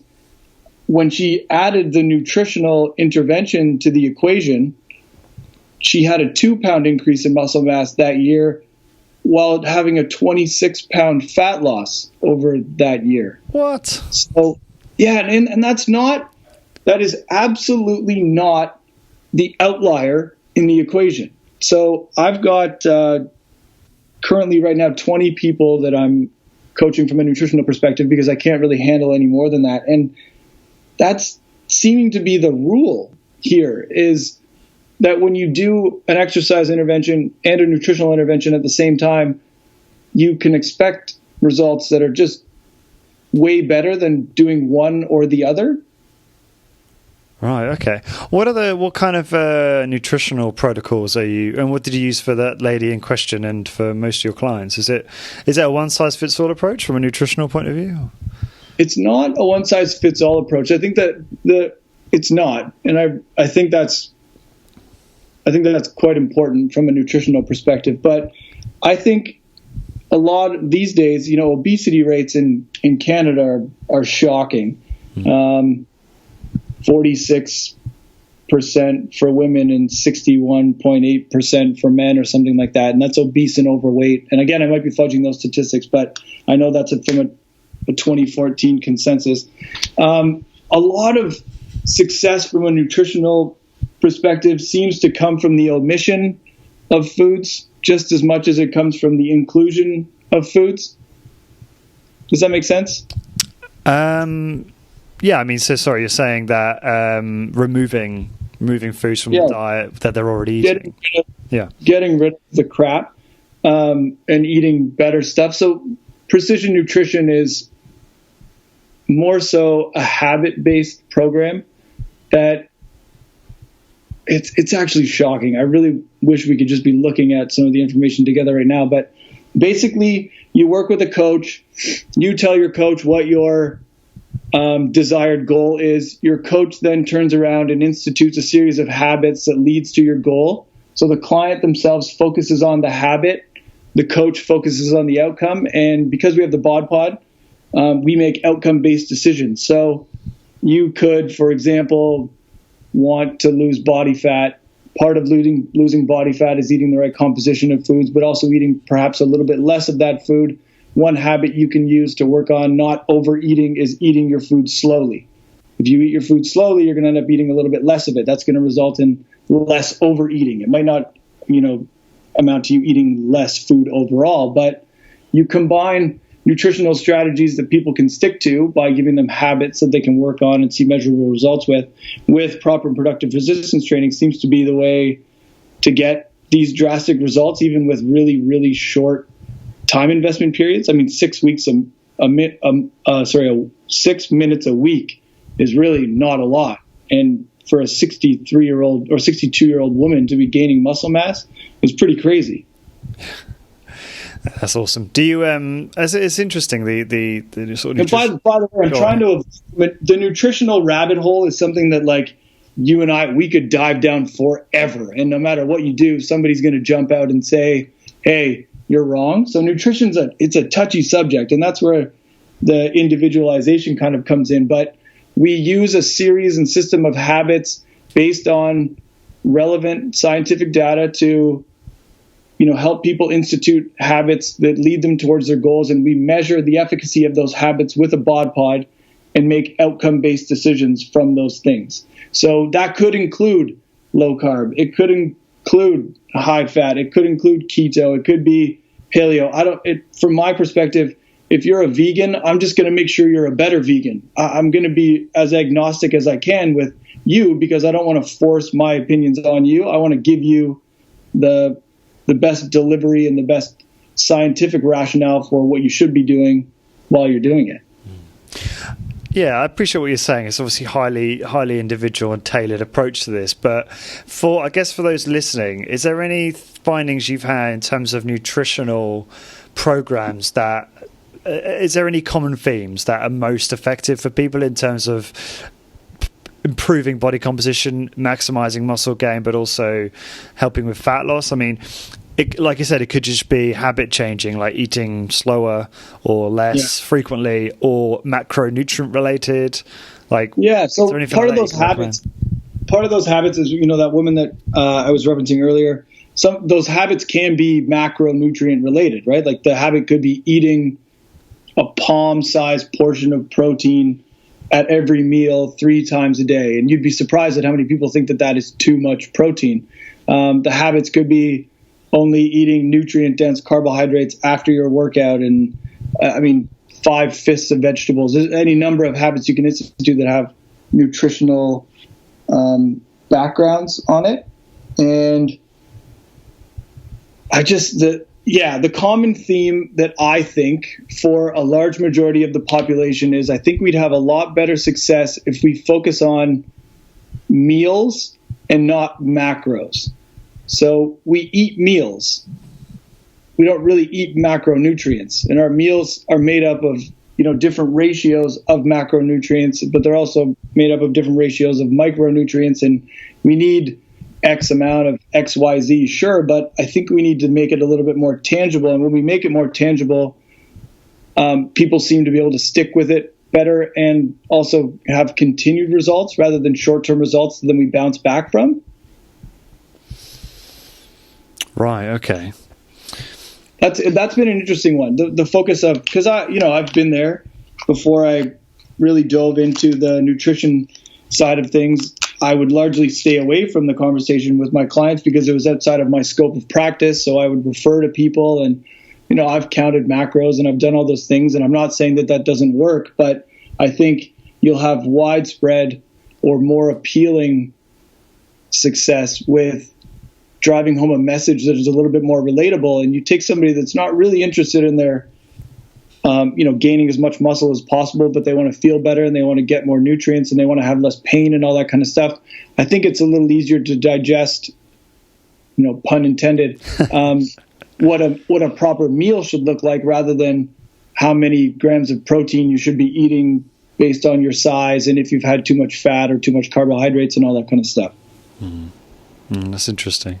I guess going back to looking at your data, what's the story being like for most of your clientele in terms of like muscle gain? Do you get many really strong responders who seem to pack on muscle very quickly using the sort of protocols that you use? Is it mostly very sort of average improvements? Like, what do you see there in terms of, I guess, the data coming out of that stuff?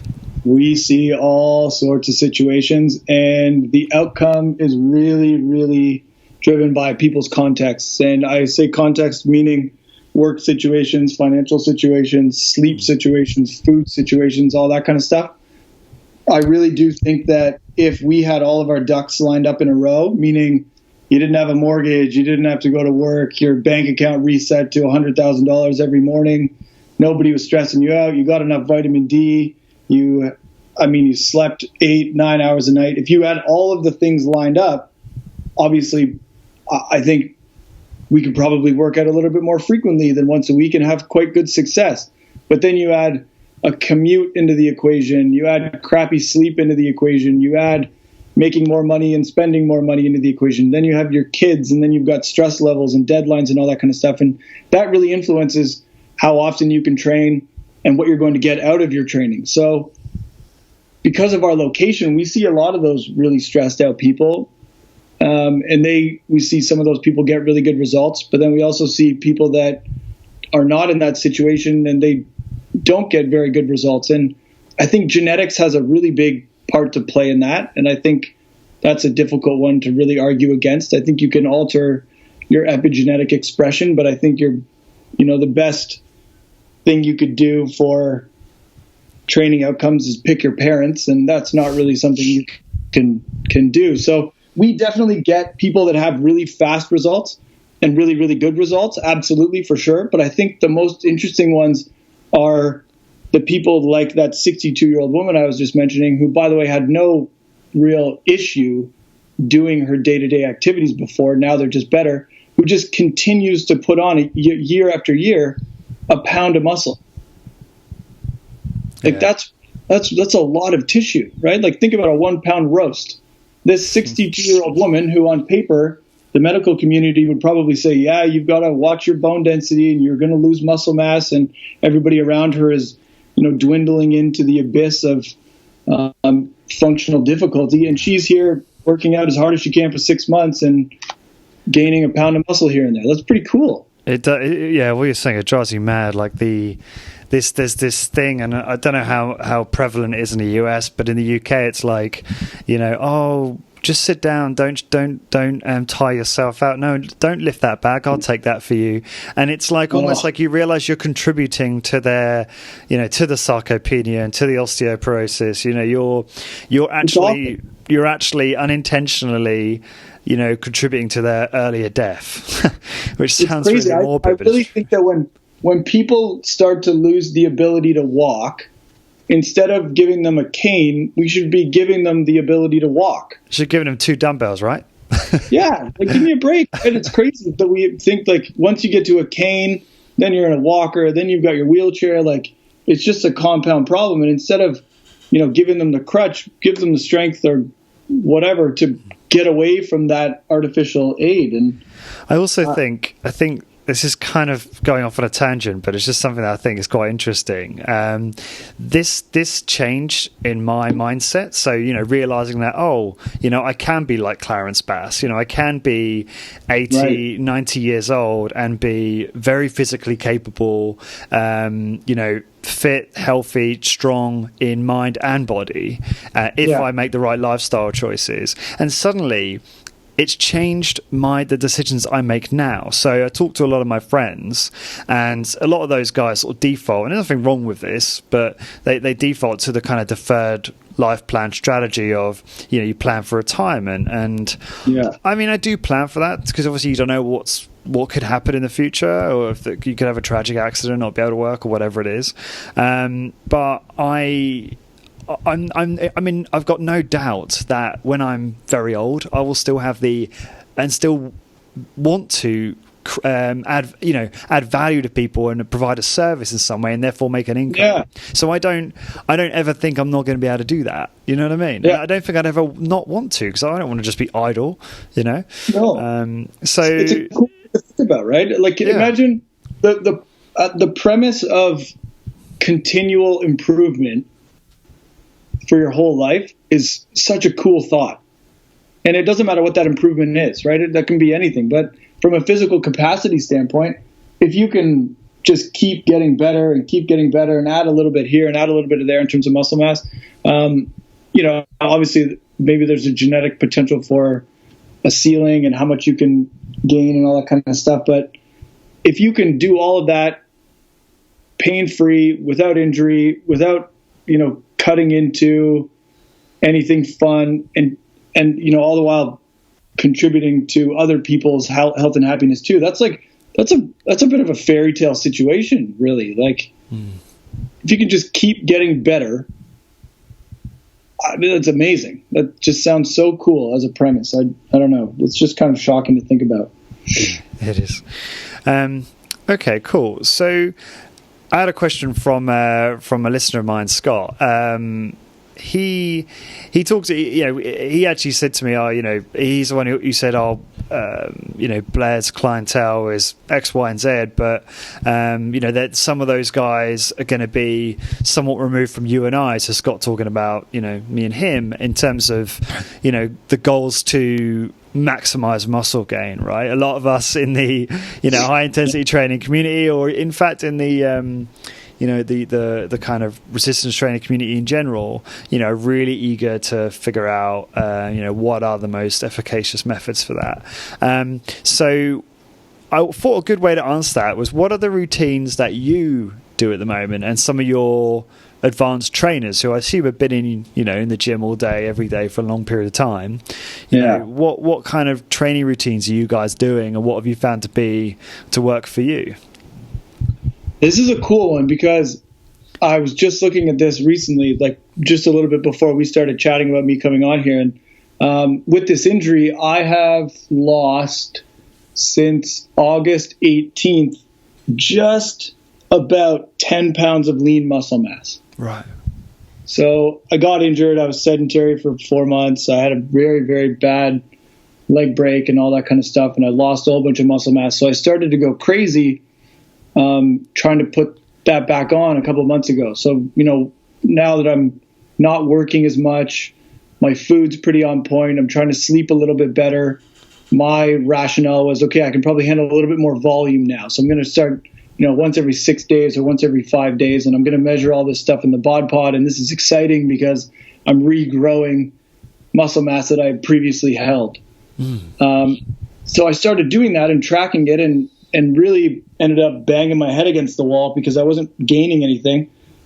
And I took a step back and realized that perhaps my body right now is not in the best, it's not creating the right environment for muscle building. I'm healing from a pretty significant injury, so I might not be putting my resources to that purpose there. But then I started looking at my old records, and I've got bod pod data going back, 10 years kind of thing for when I started working with John. And I found that when I had the most success from a muscle gain perspective is actually when I was doing very few sets, very few reps, and very little volume total. So 2 or 3 sets to failure, maybe even negative failure once every, on average, 9 days is when I had my most benefit. Interesting.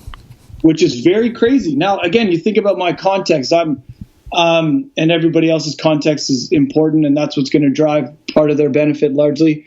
I've been training for quite a long time. I can push myself pretty hard. 2 minutes of work is a lot. Was 2 minutes of work when I was 17 the same amount of work? I don't know. So can I get away with less volume now than I did then? I think so. But it really gave me an eye-opening experience and has shifted my training back towards that consolidation these days. So I still I'm once a week, but I'm 2 or maybe 3 exercises each workout, which may last 2 minutes each, so 6 minutes of volume. And I haven't gone in the pod for quite some time because it was starting to drive me a little bit crazy, but I'll go in a month or so and just make sure. But I have always found that I'm a responder to the lower volumes with a super high intensity than anything else, which is pretty cool.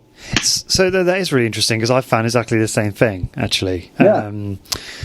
I don't know if you heard me talk about this before. I posted about it as well, but I did an 8-week kind of N=1 using bod pod to measure, and I'd been doing a 2-way split from Body by Science, so my workouts were literally 6 minutes a week. Three big compound exercises on the MedX machines, I should say I was also playing basketball 2 to 3 times a week, and I was eating a high fat diet, and I would eat whole food, pretty nutritionally dense diet most of the week, and then the odd cheat meal here and there. And I gained muscle and lost fat at the same time over an 8-week period, and I hadn't. And I hadn't gained, I didn't think, much muscle mass before I switched to that or progressed to that. So I don't know, I think it's hard to say, right? I don't know. The training obviously perhaps had an impact, but then you could argue, because I was moving more in general, I was more active, perhaps I was signaling to my muscle that it was, more essential, and then that coupled with the diet, it's quite hard to pin it down on one thing. You can take those hypotheticals as far as, so you're playing basketball, you're hanging out with your buddies, so you're having more fun, you're suppressing cortisol responses because you're being more social, then you're probably sleeping a little bit better because you're more tired. Like, there's so many things that are going to contribute to not only the success of the workout, but the anabolic environment that your body's even capable of producing. And then you throw food into the equation, which, like, let's not even think about talking about that because there's 900 different things that could influence that.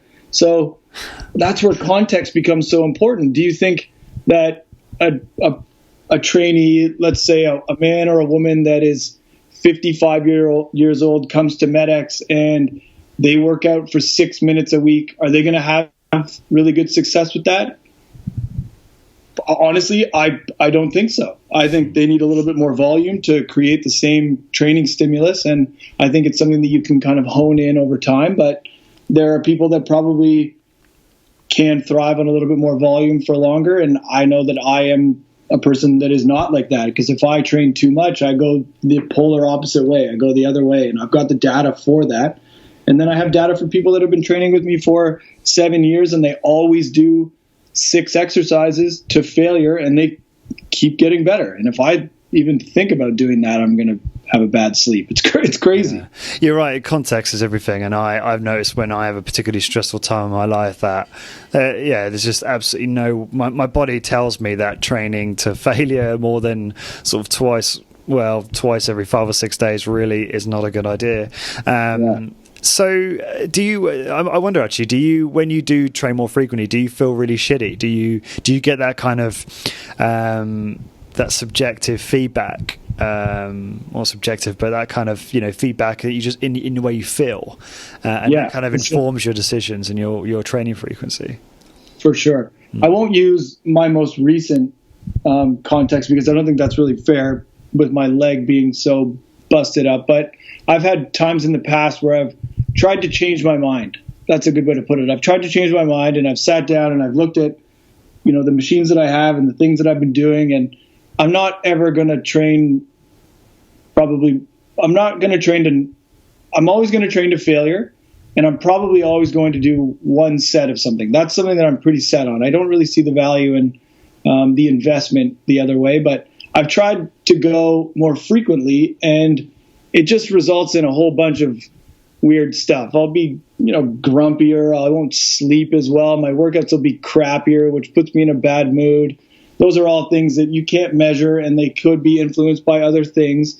But then I turn around and I've got the bod pod to measure my body composition, and I see that reacting negatively. So correlation doesn't equal causation. But if I'm working out more frequently and I notice that I'm sleeping poorly, I'm going to draw that conclusion from it. And then I'm going to think that that's probably too much stress. And you can draw conclusions from anything. So I have tried to change my mind multiple times in the past. I've even had clients that have come to me and said, hey, let's try this. Let's do this. Let's go twice a week for the next little while. And I like data, and I would love to have my mind changed. I think it's a super fun thing to do, but I have yet to have that be the case. And I find that you can make a little bit of stimulus very, very, very productive if you line your ducks up. And that's really exciting. Yeah, it's interesting. You're making me kind of appreciate the importance of getting all your other shit right in your life, because I do sometimes neglect my sleep quality and other lifestyle factors. Light is obviously a big one. Exposure to blue light and sunlight, vitamin D, all that type of stuff, which I'm getting better at. Sort of managing, but certainly could be improved. It's context, right? And one of the crappiest thing, Lawrence, is when you're in a conversation like this and you ask me a question and my answer is, well, Lawrence, context matters. It doesn't really equate to a very fun, definitive conversation, but it's the truth. It's the truth. Your context is so important. And the more I learn, and it's been a long time, I'm 30 now. I started doing it when I was 17. The more you realize that you can't definitively answer stuff. Yeah, I was wondering, have you, no, you're completely right, and it makes my job really hard, but it just makes me, forces me to be better, asking better questions. I wondered, I interviewed Brad Schoenfeld recently, and that will go live probably in the next few days. And obviously, his approach is incredibly different to everyone else I've had on the podcast. He advocates sort of high volume, high frequency training, but with different levels of intensity. And not always training to failure and that kind of thing. I wondered, have you ever experimented with, that type of training, or is that, or like many of us, had you done that in your teens and then kind of gone, okay, that didn't really work for me, or that was suboptimal and inefficient, and switched to HIIT? Or yeah, that's exactly what I did. So I'm from a hormonal perspective, I tried to do that stuff when I was in my prime. I'm a 15, 16, 17, 18-year-old teenage boy who should be getting stronger and muscularly larger when getting hit with a stick. But it just didn't really, I kind of even thought then, probably not on a complex level like I do now, but even then, like, this seems kind of pointless. Like, everybody's in there doing that thing in the weight room, lifting weights and trying to get bigger muscles, and I do that too, but nothing really changes. And if I go there once or twice when they're there 4 or 5 times, why would I waste my time when I could be over here riding my bike or playing hockey or water skiing or doing fun activities? So I have tried it for sure. Like when I was younger and before I was introduced to John, and I'm sure even since then I've dabbled in attempting to do that stuff, but I could never keep my interest in that long enough to keep going. I never really saw progress from it, and I always questioned how useful it was and how efficient it was, and I think that probably stopped me more than anything, but largely I didn't really see any result from it in terms of time invested to return, and that's a big deal for me. It might not be a big deal from everybody else, but if I'm going to put 100% more time or 200% more time into something, I damn well want 200% more benefit. And I never found that, even though I tried, and I don't even think I could dial myself down enough to wrap my head around attempting to do that now. Like, I don't think I could work out 2 or 3 times a week. I definitely don't want to. Yeah, I don't. Yeah, I see what you mean. I'm similar. I want to suspend my beliefs or my, what I've learned, I guess, for an 8-week period sometimes, and just go, or maybe longer, and just go, you know what, I'm going to experiment with some, old school bodybuilding routines, which I've done similar stuff in the past before I got into this. But, I look at my lifestyle and the number of commitments I've got going on at any one time, and I'm like, you know what, this is just not sustainable. And even if, it were to bring about better results, which flies in the face of all of the science and experience I've had, it wouldn't be sustainable. No, sustainability is huge, and I'm sure I'm a little bit guilty because I'm surrounded by all my trainees, all my clients, all my staff, all that kind of stuff. They train once a week too, but I see this little time investment and I see all of the benefit that they take away from it, and I question, why would I try to do something? I would love to, just like you were saying, I'd love to put the pause button on my mentality, my beliefs, and try Brad's approach. It just doesn't make sense for my context. So I don't think I would be able to even give it a fair shot because I'd be so heavily biased towards the other thing, just based on what I'm observing. I also think. Sorry, I interrupted. No, it's okay. Go ahead. No, I was just saying, and I'm not shy to say this. I think even all things being equal, let's say I did have surplus amount of time, and I still just don't think that. And I'm not just saying his approach, but a high volume, high frequency approach is optimal. I just, I don't care who the person is. I don't care what their genetic predisposition is. I just think that, based on everything I've read, experienced, all the people I've spoken to on this podcast, I just don't think from a hypertrophy and strength point of view, in fact, even if you just looked at hypertrophy, so muscle gain, I just don't think anything quite beats high intensity strength training at the moment. And I know a lot of people disagree with that, even people who listen to this podcast. And that's fine. And that is fine. But, people ask me, I get quite a lot of emails from people saying, this person over here is saying you should do multiple sets. And I just say, well, this is my opinion, and based on the research and, my own experience, I'm just not buying it. I still think one set to failure, approach to training is the most effective for almost all of the outcomes. I hugely agree, and I look at this stuff.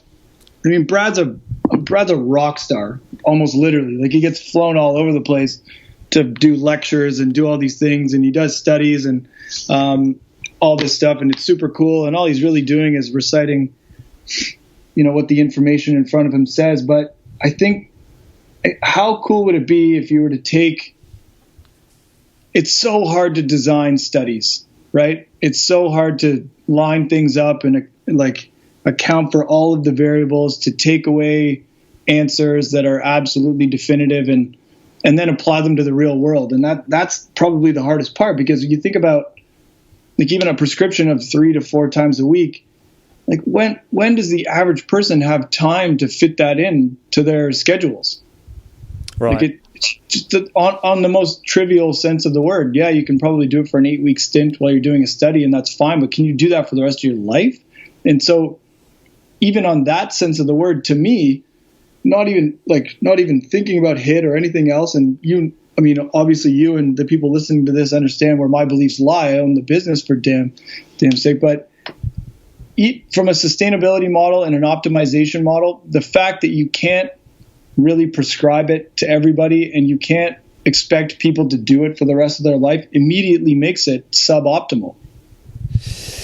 Yeah, I suppose that's a really good point, actually. But I like to I think sometimes they'll hear that. So that camp will hear you say that, and then they'll kind of respond and say, yeah, but we're just talking about maximizing muscle gain, and that is the goal, that is the objective, therefore sustainability, etc., doesn't matter, I guess that's fine, but I haven't seen a body of literature that actually looks at, this is tough. This is going to be tough. So you're thinking about time under load, and you're thinking about going to failure, and you're leaving repetitions out of the equation because, in my view, repetitions are somewhat arbitrary. When you look at work and effort and all that kind of stuff, unless you're perfectly matched, you can't really compare the two. And what is perfectly matched? So you look at these meta-analyses or all these controlled things that people are claiming they're looking at, and to me, none of them are even really worth comparing. So how do you draw conclusions from these things that are just so polar opposite? If you're looking at something that is 48 seconds of work and something that's 2 minutes of work, and you make the deduction that 2 minutes is better, like, that's cool, but you can't say that 48 seconds is bad, because it just might not be the right thing to look at. Or 3 reps or 6 reps. Like, I agree with you largely, like hugely, wholeheartedly, actually. And what I'm more so trying to get across is that I think that when you look at all these confusing things instead of the simple things, you can make weird observations. Let's put it that way. Yeah, that was very diplomatically put. I'm trying to be so diplomatic. I know. My opinion is that you can get. I'm with you. My opinion is that I think it's much less than optimal, and effort is the thing that gives results. And if you're putting a lot of effort in, then you're going to need more time to recover. And I think your genetics can only get you so far. Saying that style of training and that philosophy on exercise doesn't work is also a little bit rude, because there's a lot of people that have gotten benefit out of that, but I question whether they could have got it with another style of training, and I think they absolutely could have. I think work is what gives you the benefit, and until we figure out how to look at all of the factors to make the conclusion on which one is better than the other, I think everybody just needs to calm down a little bit and stop calling each other out and getting so pissed off. Absolutely. Just figure it out. Just do the work and have conversations. And if you see an inconsistency, talk about it.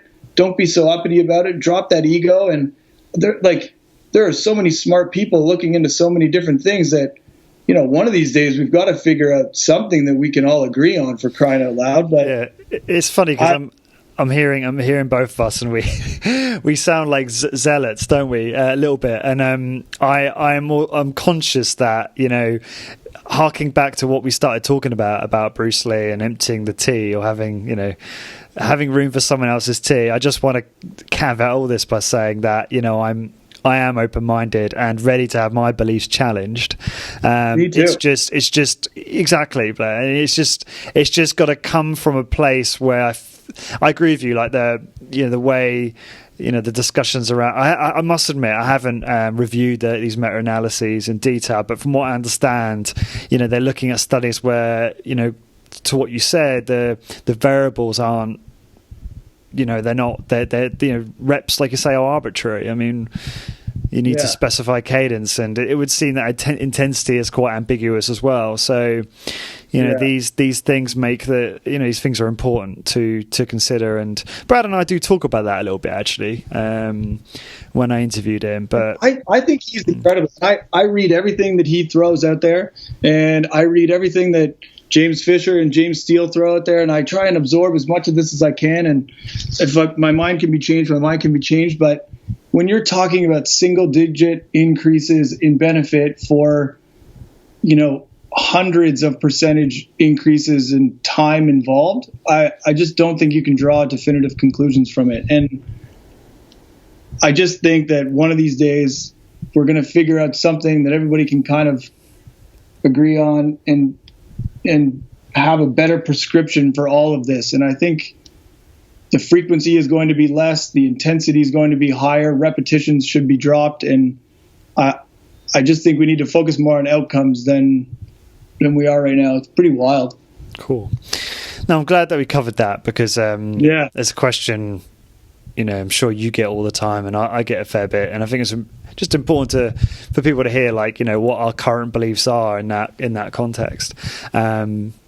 So you've hinted at your leg break a fair bit, which is sorry to hear that you had to go through that. How did you? What was that? Was that actually doing water skiing? Was it? How did you break the leg? Yeah. I was wakeboarding in an exhibition here in the city. It's called the Canadian National Exhibition, and they brought this water ski show back for the first time in 20 years or something like that. And I had a really cool opportunity to ski in it.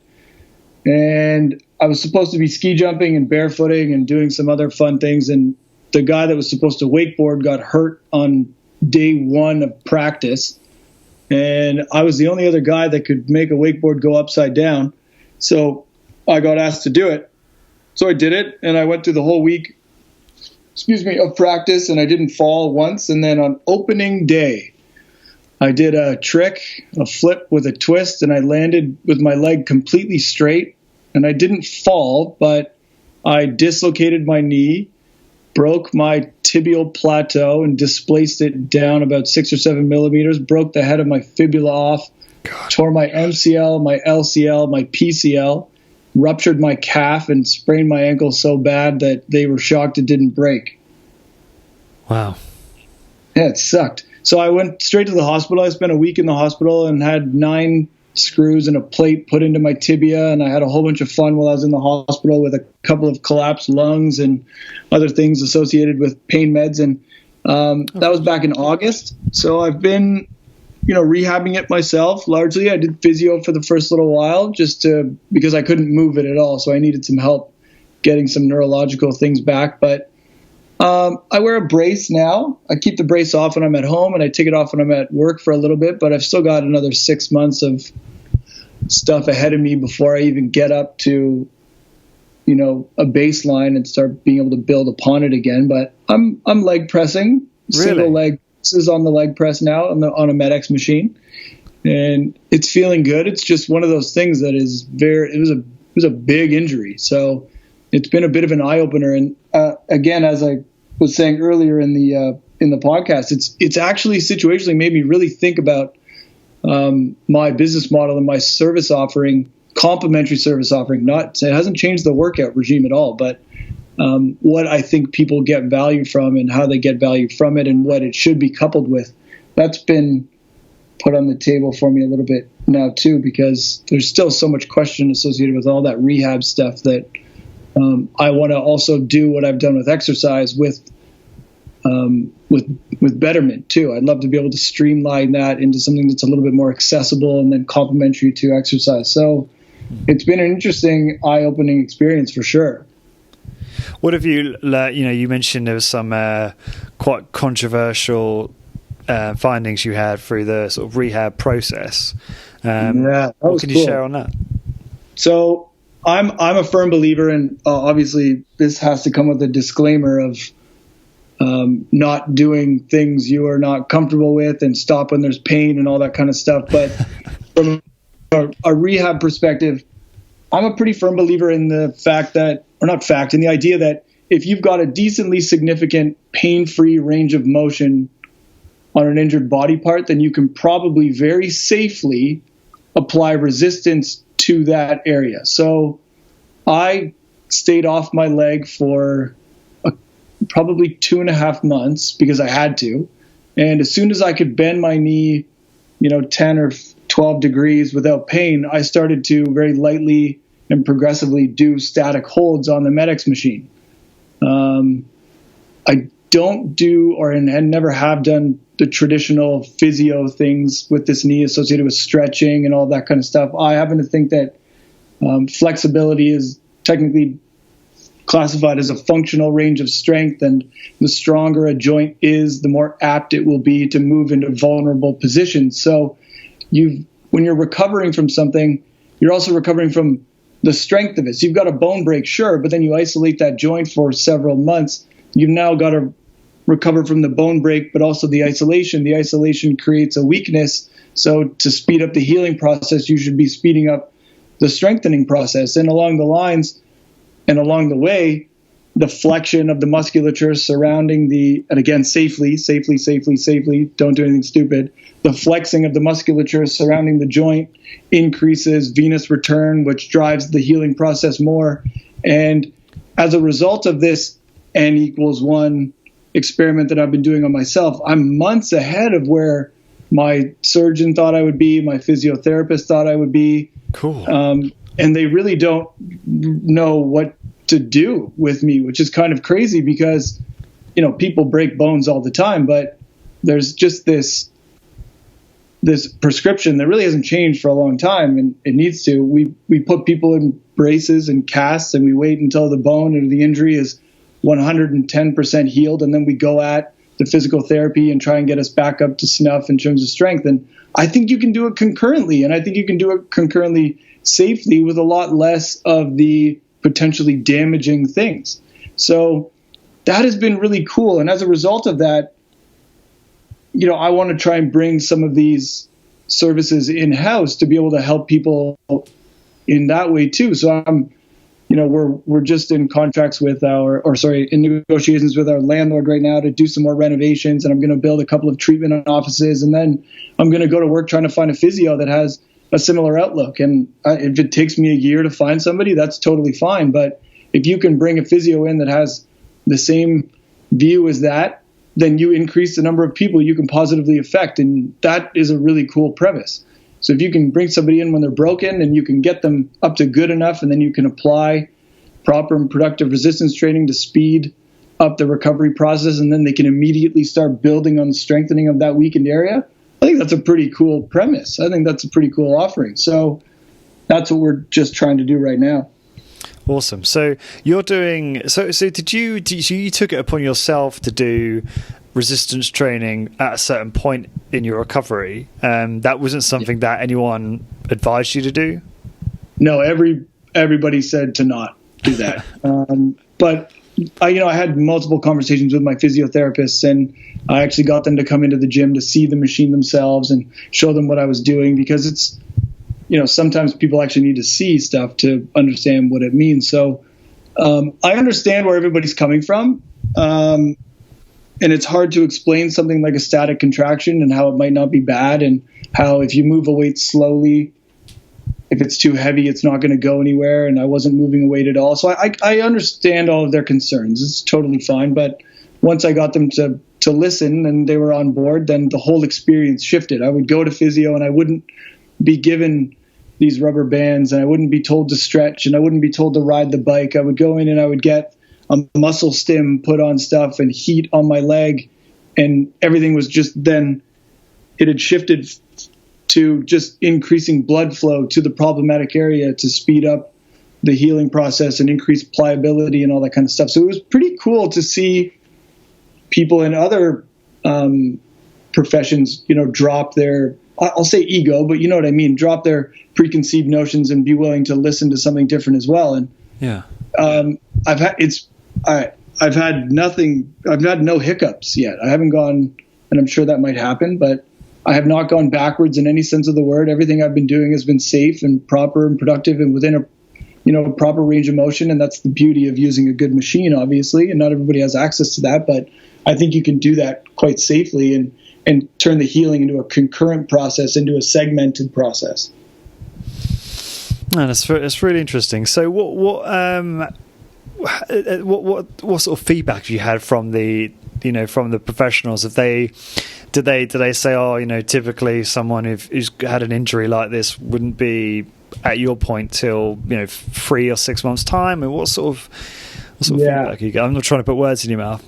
No, that's okay. There's been a lot of that. There's not words in my mouth. There's been a lot of those statements. So, there's all sorts of orthopedic data for this stuff, right? I'm not the only person to ever have this break. I'm not the only person to ever have this surgery. Like, there's always documented stuff. And the hospital that I was at is a very big orthopedic research hospital. So they've got data on displaced tibial plateau fractures, and they've got their timelines, and then they've got their blanket prescriptions for when to administer different types of activities and rehab techniques. So I'm now at this weird place where I don't see my surgeon again for another month, actually to the day, but I'm not going to physio anymore because they can't change the prescription until I see the surgeon. And I haven't been at physio in 4 weeks because you just haven't needed to.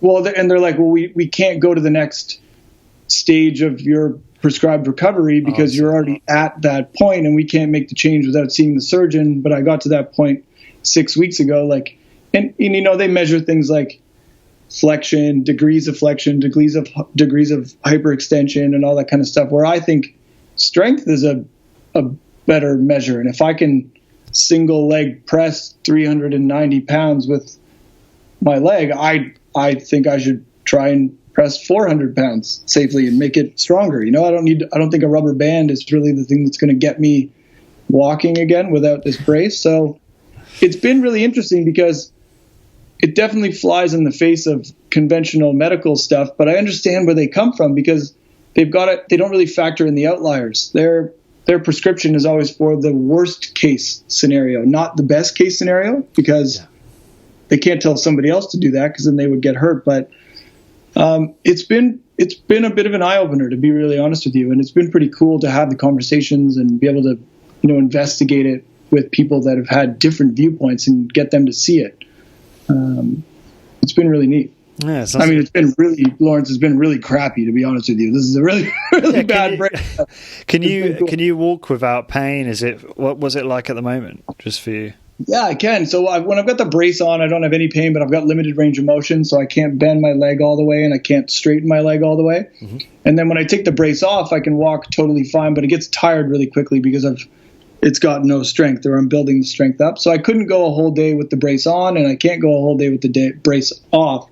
So I'm just at that point now. This last week was the first week that I did the leg press with the brace off, actually. Mm-hmm. So I took it off. I dropped the weight down a little bit. And if you know anything about Med-X machines, I had it pinned down at 0. My seat was at 18, and I put 280 pounds on, and I did a few slow repetitions for 1 minute, 15 seconds, and then I put it down, and I had no pain. I could feel everything flexing. It felt great afterwards. There were no negatives, no negative aspects to it. So I think now I'm going to start to, progress it a little bit without the brace on, very safely, obviously, and start to hopefully build some strength back into it. Because I think with keeping the brace on, you limit it a little bit, right? You've got artificial help all over the joint, so you're going to rely on it even though you're pushing weights. Yeah. Can you see a difference in sort of muscle atrophy in both your legs? So it was quite muscular. Absolutely crazy. I'll send you some pictures. Awesome. And I lost so much muscle. It was crazy. I actually just this morning had to go and pick up a new brace because my legs have grown so much that it didn't fit into the other one. Right. And just my calf alone had grown 3 centimeters in the past 2.5 months. Oh, wow. Yeah, so that's pretty big. That is. It's still quite puny compared to the one beside it, but we'll get there. Interesting. Okay, so let's go into some of those questions I sent you on the email there. So I call these kind of bonus questions, if you will. What have you changed your mind about in exercise, if you will, in the last year? Ooh, this is a cool one. So, changed my mind. I almost led with the reconfirmation. So The physio. I'm going to go with physio. I used to harp on it because I would see these people that would come into my gym and they'd be seeing a physio at the same time, and they would say, "Oh, my physio doesn't want me to do this," but I would think that it was completely safe. So then, being in the physio system, I've changed my mind on physios a little bit because I'm starting to understand a little bit more about the fact that exercise and exertion is not really within their scope of practice. So instead of just harping on what they do and being super negative about what they do, realizing that what they do is completely different than what I do. And it's not, I'm not going to say it's not their fault. That sounds so dumb, but why would they understand the workings of something that they don't practice? Mm-hmm. So I've really shifted my view on that.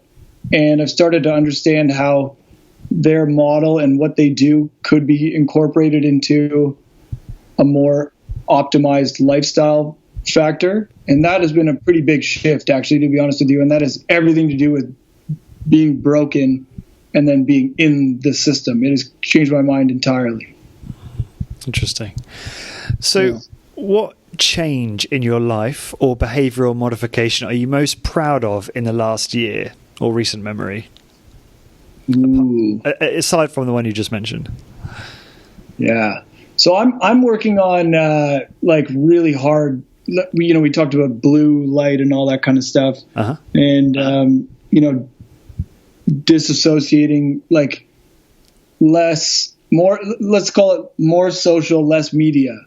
And I'd fallen back a little bit because of this injury and it's limiting nature and it being winter and snow and not being able to walk outside and all that kind of stuff. But I've been making a pretty conscious effort to get away from Twitter and its informational black hole and social media and all of that kind of stuff lately, and spend more time doing things with people, because that's where you should be, or in my opinion, where you should be getting your enjoyment from. So up until the point where I got hurt, I've been doing a really, really good job with that. And then I became immobilized and that stopped quite abruptly. But that's something that I really hope to jump back onto too. So I'd actually say I'm pretty proud of that. A little bit more social, less media. And that's a Dallas Hartwig thing, actually, of Whole Nine Life. What's that last thing? Sorry, I'm not familiar with that. What is that? Whole Nine? Or, are you familiar with the Whole 30? Not really, no. There's another thing to Google. So Dallas Hartwig, that's his shtick now, I think, is more social, less media, which is, I'll give him credit for that. That is not my thing, but he's also involved with the Whole Nine, which is a nutrition and lifestyle thing that is really quite interesting. I think you should check it out. Cool. Well, no, sounds good. We'll get that in the show notes. So how can people find out more about you and MedX Precision Fitness? Yeah, so we're Facebook, MedXPF. We are Twitter. I think it's MedX Fitness. We're on Instagram. It's MedXPF, and our website is www.medxpf.com. All of our information's on there. We just actually launched a facelift with that sucker, so everybody should go check it out. And it looks awesome. Yeah, your website's great. I'm pretty pumped with that. It's pretty cool. But that's where you can find us, and I'm trying to be better at the old Instagram thing, but that's not my strong point. I understand that it's important, but it's like trying to stuff a round peg in a square hole for me. So hopefully I feel for you. Keep going. Yeah, social media is a challenge, isn't it? Because it's interesting. I heard Ben Greenfield say, he doesn't participate in it, but he does, promote his business through it because he realizes how important it is. But it's kind of almost a little bit hypocritical, I suppose, if you're not actually participating on it. But I think he, many smart people, realizes the downsides of being plugged into social media 24/7. But yeah, if you're gonna compete, then I suppose you've got to be on there. I think it's important to have from a reputational standpoint, right? But you can waste so much time on it. It's tough. You got to find that balance, being effective or just wasting time. And I do think that this is just my opinion, but I do think it's best to focus on being good at one platform, because I think if you're a new business and you try and do all of the platforms, I think firstly they're all really quite, some of them can be quite complicated, especially Facebook. And you can become, if you're trying to do them all, you perhaps remove time which could be focused on more important things, but also it dilutes your effectiveness. And I've found personally that Facebook is just amazing for me. And it seems to be the one platform where I get the most engagement, and people seem to like using it. But Twitter's a difficult one. I like Twitter. I like the idea of it, but it's challenging. It's so cool for information sharing and just sending out snippets. I mean, you could spend all day on there, but it's difficult for conversations, right? But yes. Facebook's probably a little bit more impressive for engagement. And then I think you just have to have everything for the sake of reputation. And if you are a business these days that comes out of nowhere and doesn't really have social media, I think it's unfortunate, but I think it gets viewed as not in such a positive light. I think you've got to have all this stuff, and people want to see that you're interactive so they know that you're real and all that kind of stuff, but it might not contribute to your revenue generation, but I think you have to have it to be more viewable. It's just, I think too much of a good thing can become a bad thing. So you're right. You've got to focus on where your strengths are and invest it there. Cool. So for everyone listening, please take a moment to subscribe to the podcast and then send it to someone you love and tell them it's wonderful and that you enjoy it and you've learned so much from it. And then the last thing is just go and leave a short review. Hopefully you're not sort of mountain biking or swimming or walking along a beach right now, although that does sound lovely. Because if you are, you probably forget to leave a review, I've noticed. Or people don't want to leave a review, that's fine also. I didn't sell that very well, did I? Anyway, so for this episode, show notes for this episode, and all episodes, please go to 15minutecorporatewarrior.com. That's 15minutecorporatewarrior.com/podcast, and you'll be able to see all of the other podcasts there as well.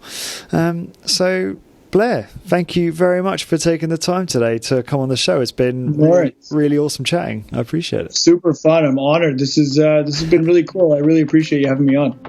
This podcast is brought to you by HitUni.com. HitUni are a provider of amazing online courses for high-intensity training qualifications.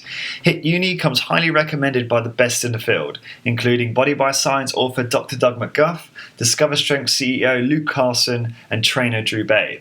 It was founded by my friend, author and longtime personal trainer Simon Shawcross. Simon has 15 years experience training clients and has supervised over 15,000 high-intensity training workouts.